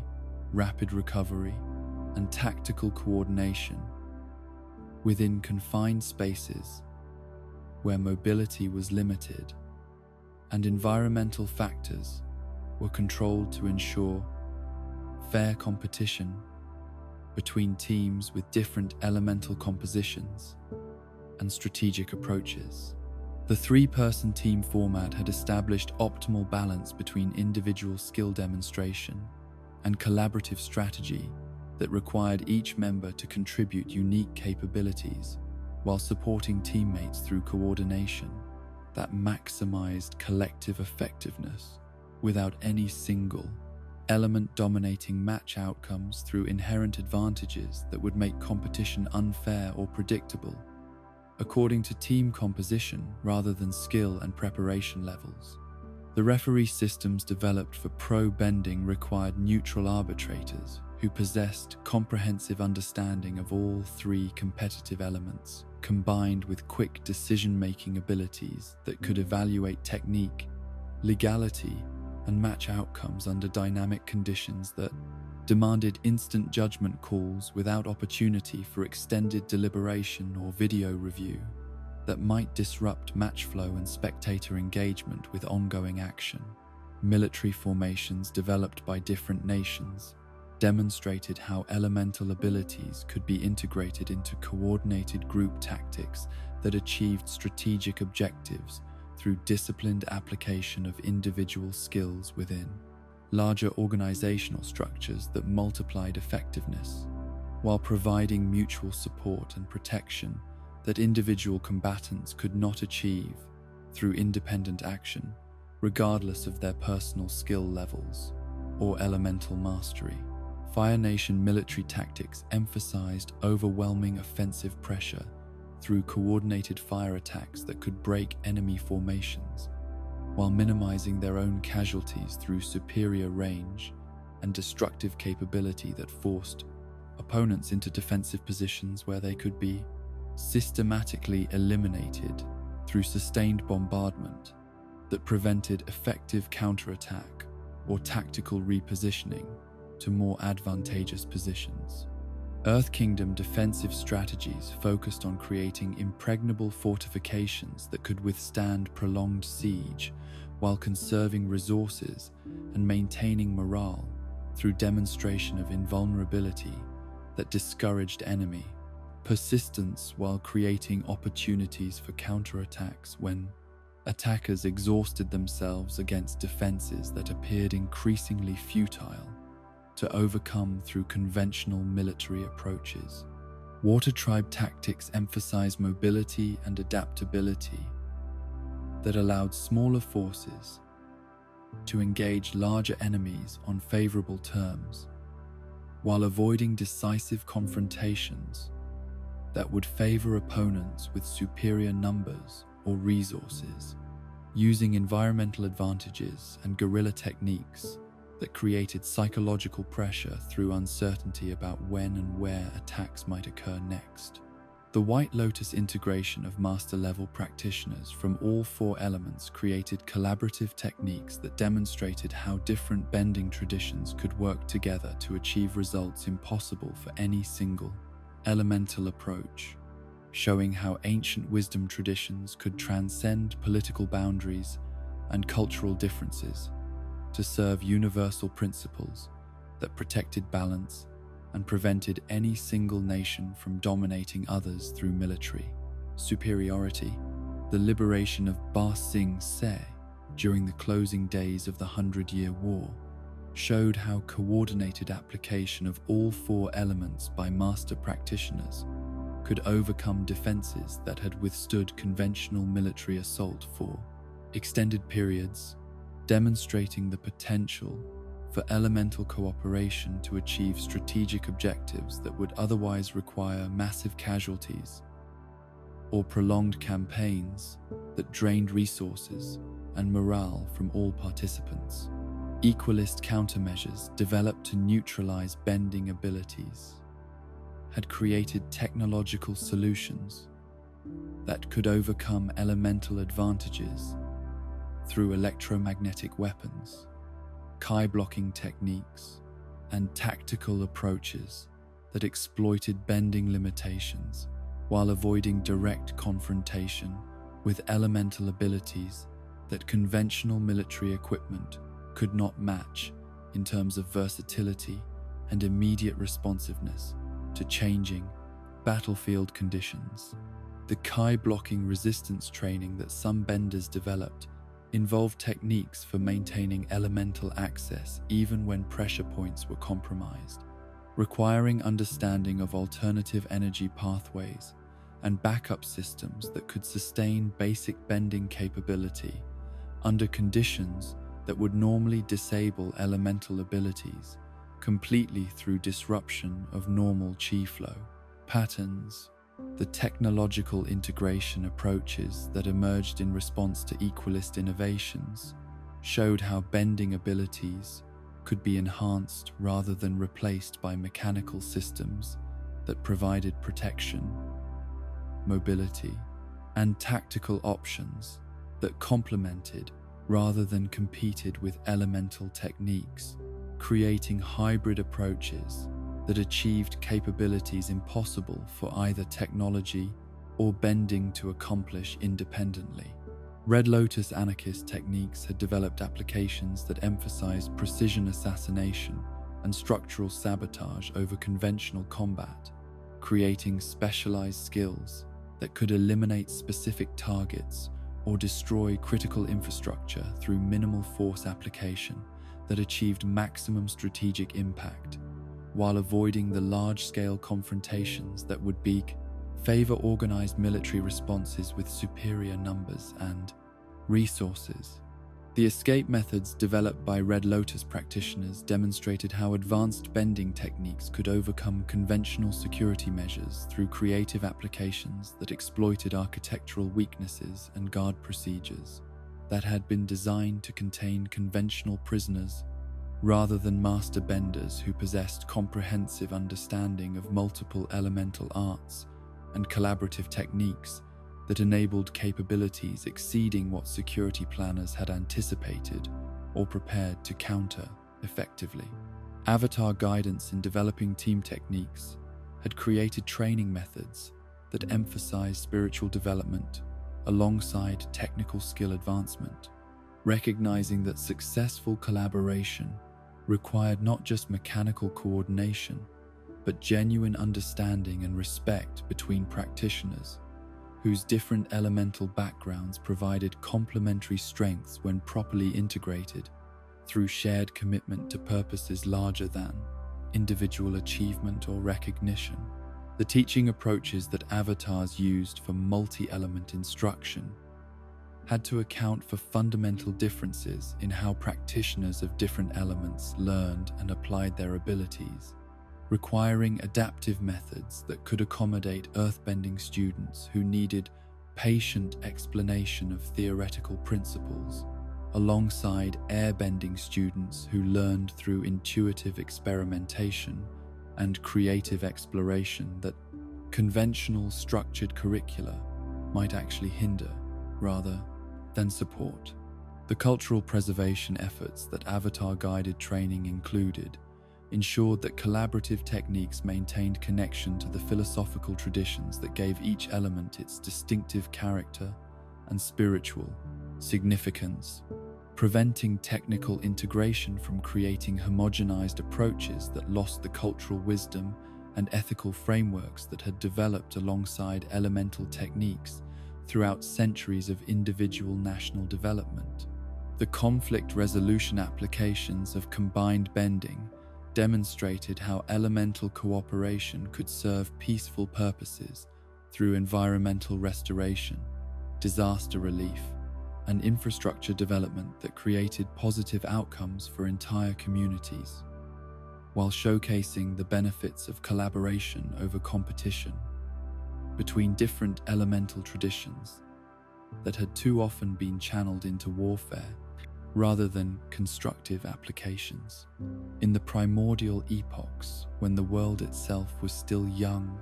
and the boundaries between physical and spiritual realms remained fluid as morning mist, there existed a period of such profound importance to the development of all subsequent bending arts that its influence would echo through every technique, every philosophy, and every application that conscious beings would ever develop in their long journey toward mastery of elemental forces. This ancient era, known to scholars as the time of the Lion Turtles, represented humanity's first tentative steps into partnership with cosmic energies that had previously been the exclusive domain of spirits and natural forces, operating according to principles that transcended mortal understanding. The Lion Turtles themselves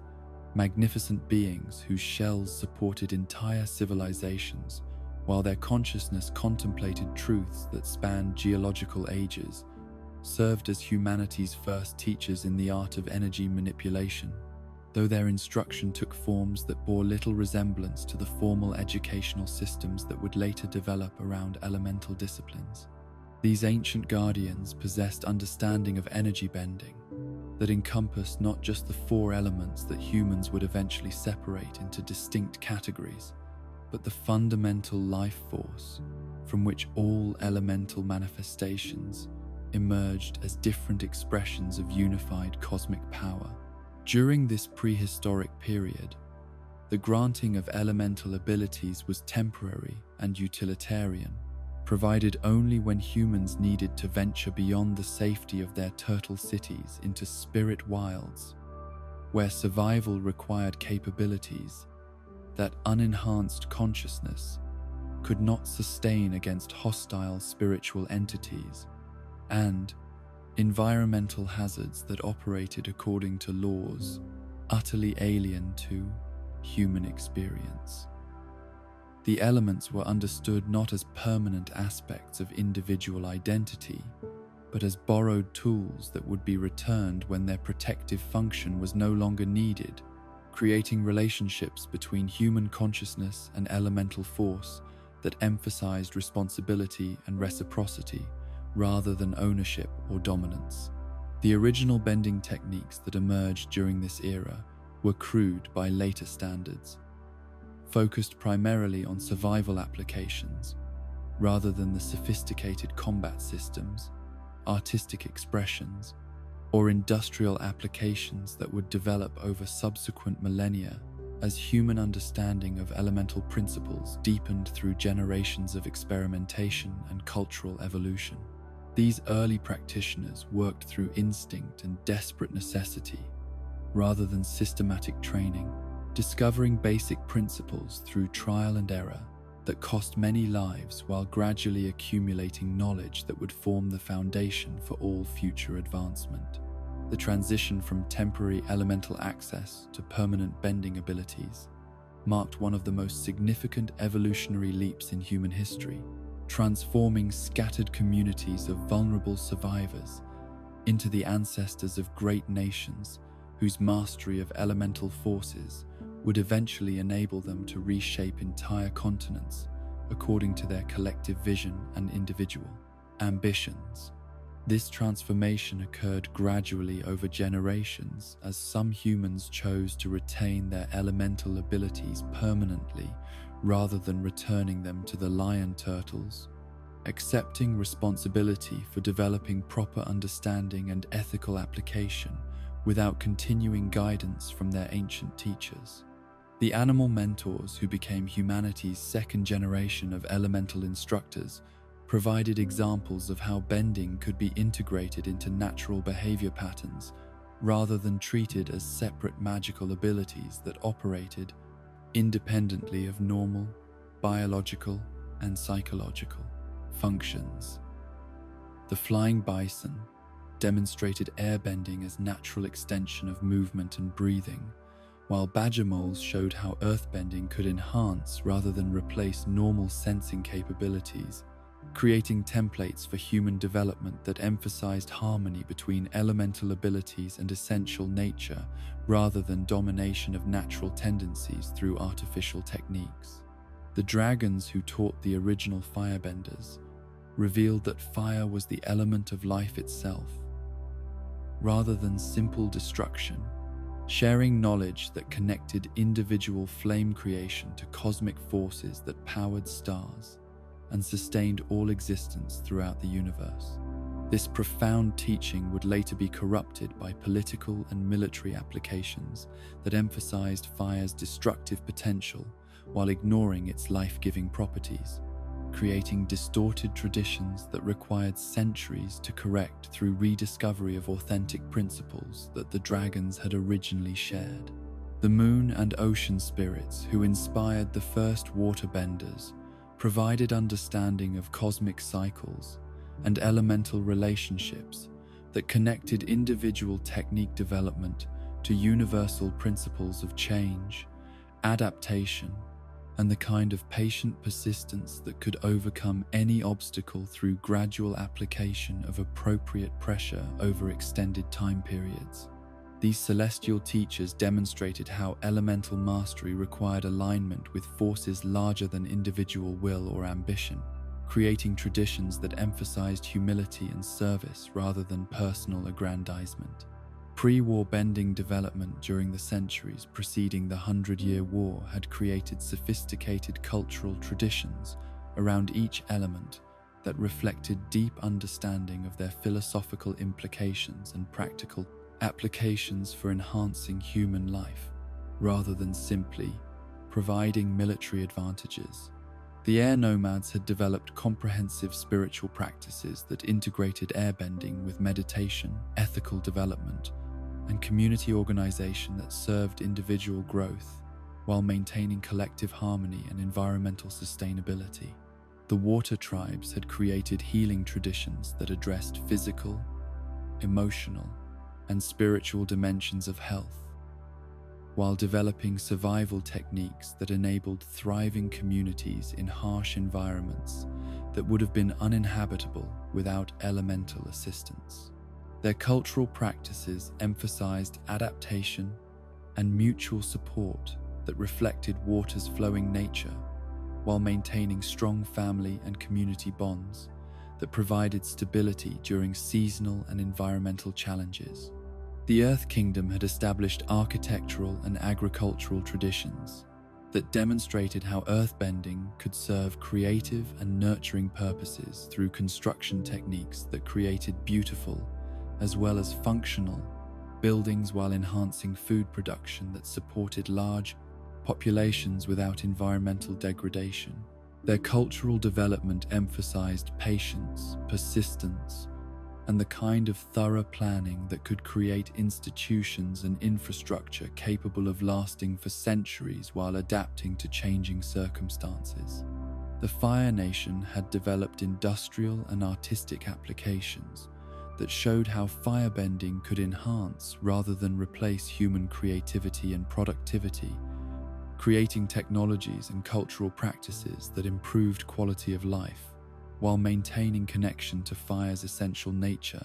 as life-giving rather than purely destructive force. Their cultural achievements included advanced metallurgy, architecture, and artistic traditions that celebrated fire's beauty and creative potential. The outbreak of the 100-Year War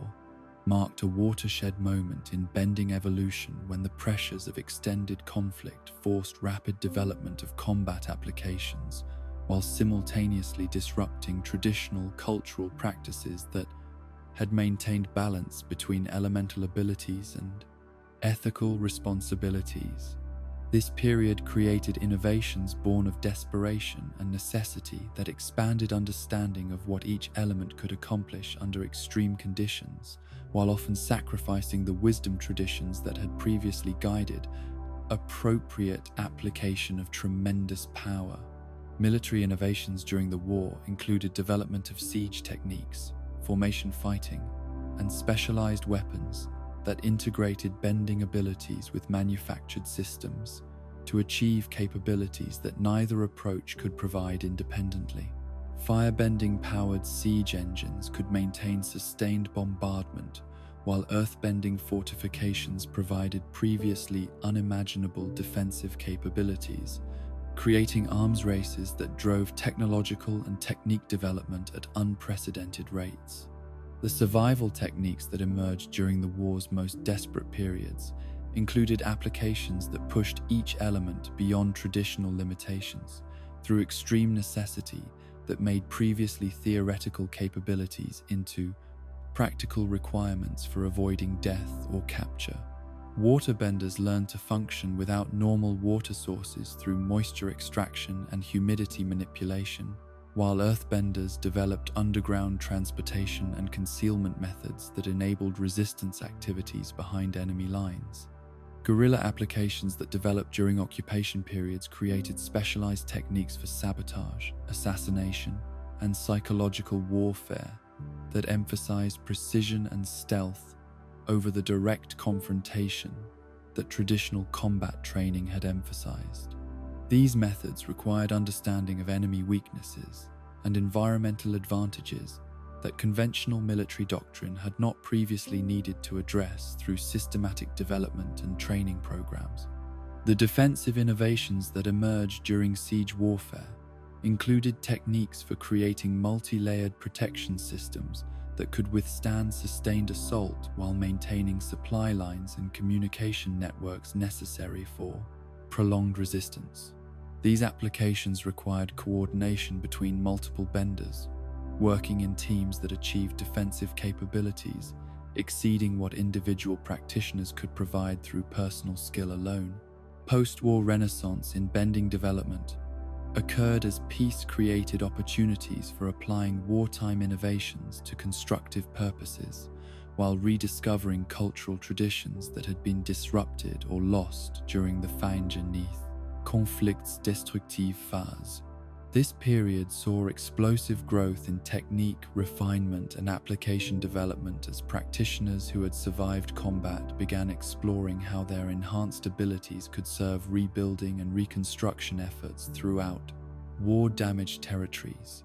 The peaceful applications of wartime innovations included adaptation of military engineering for civilian construction,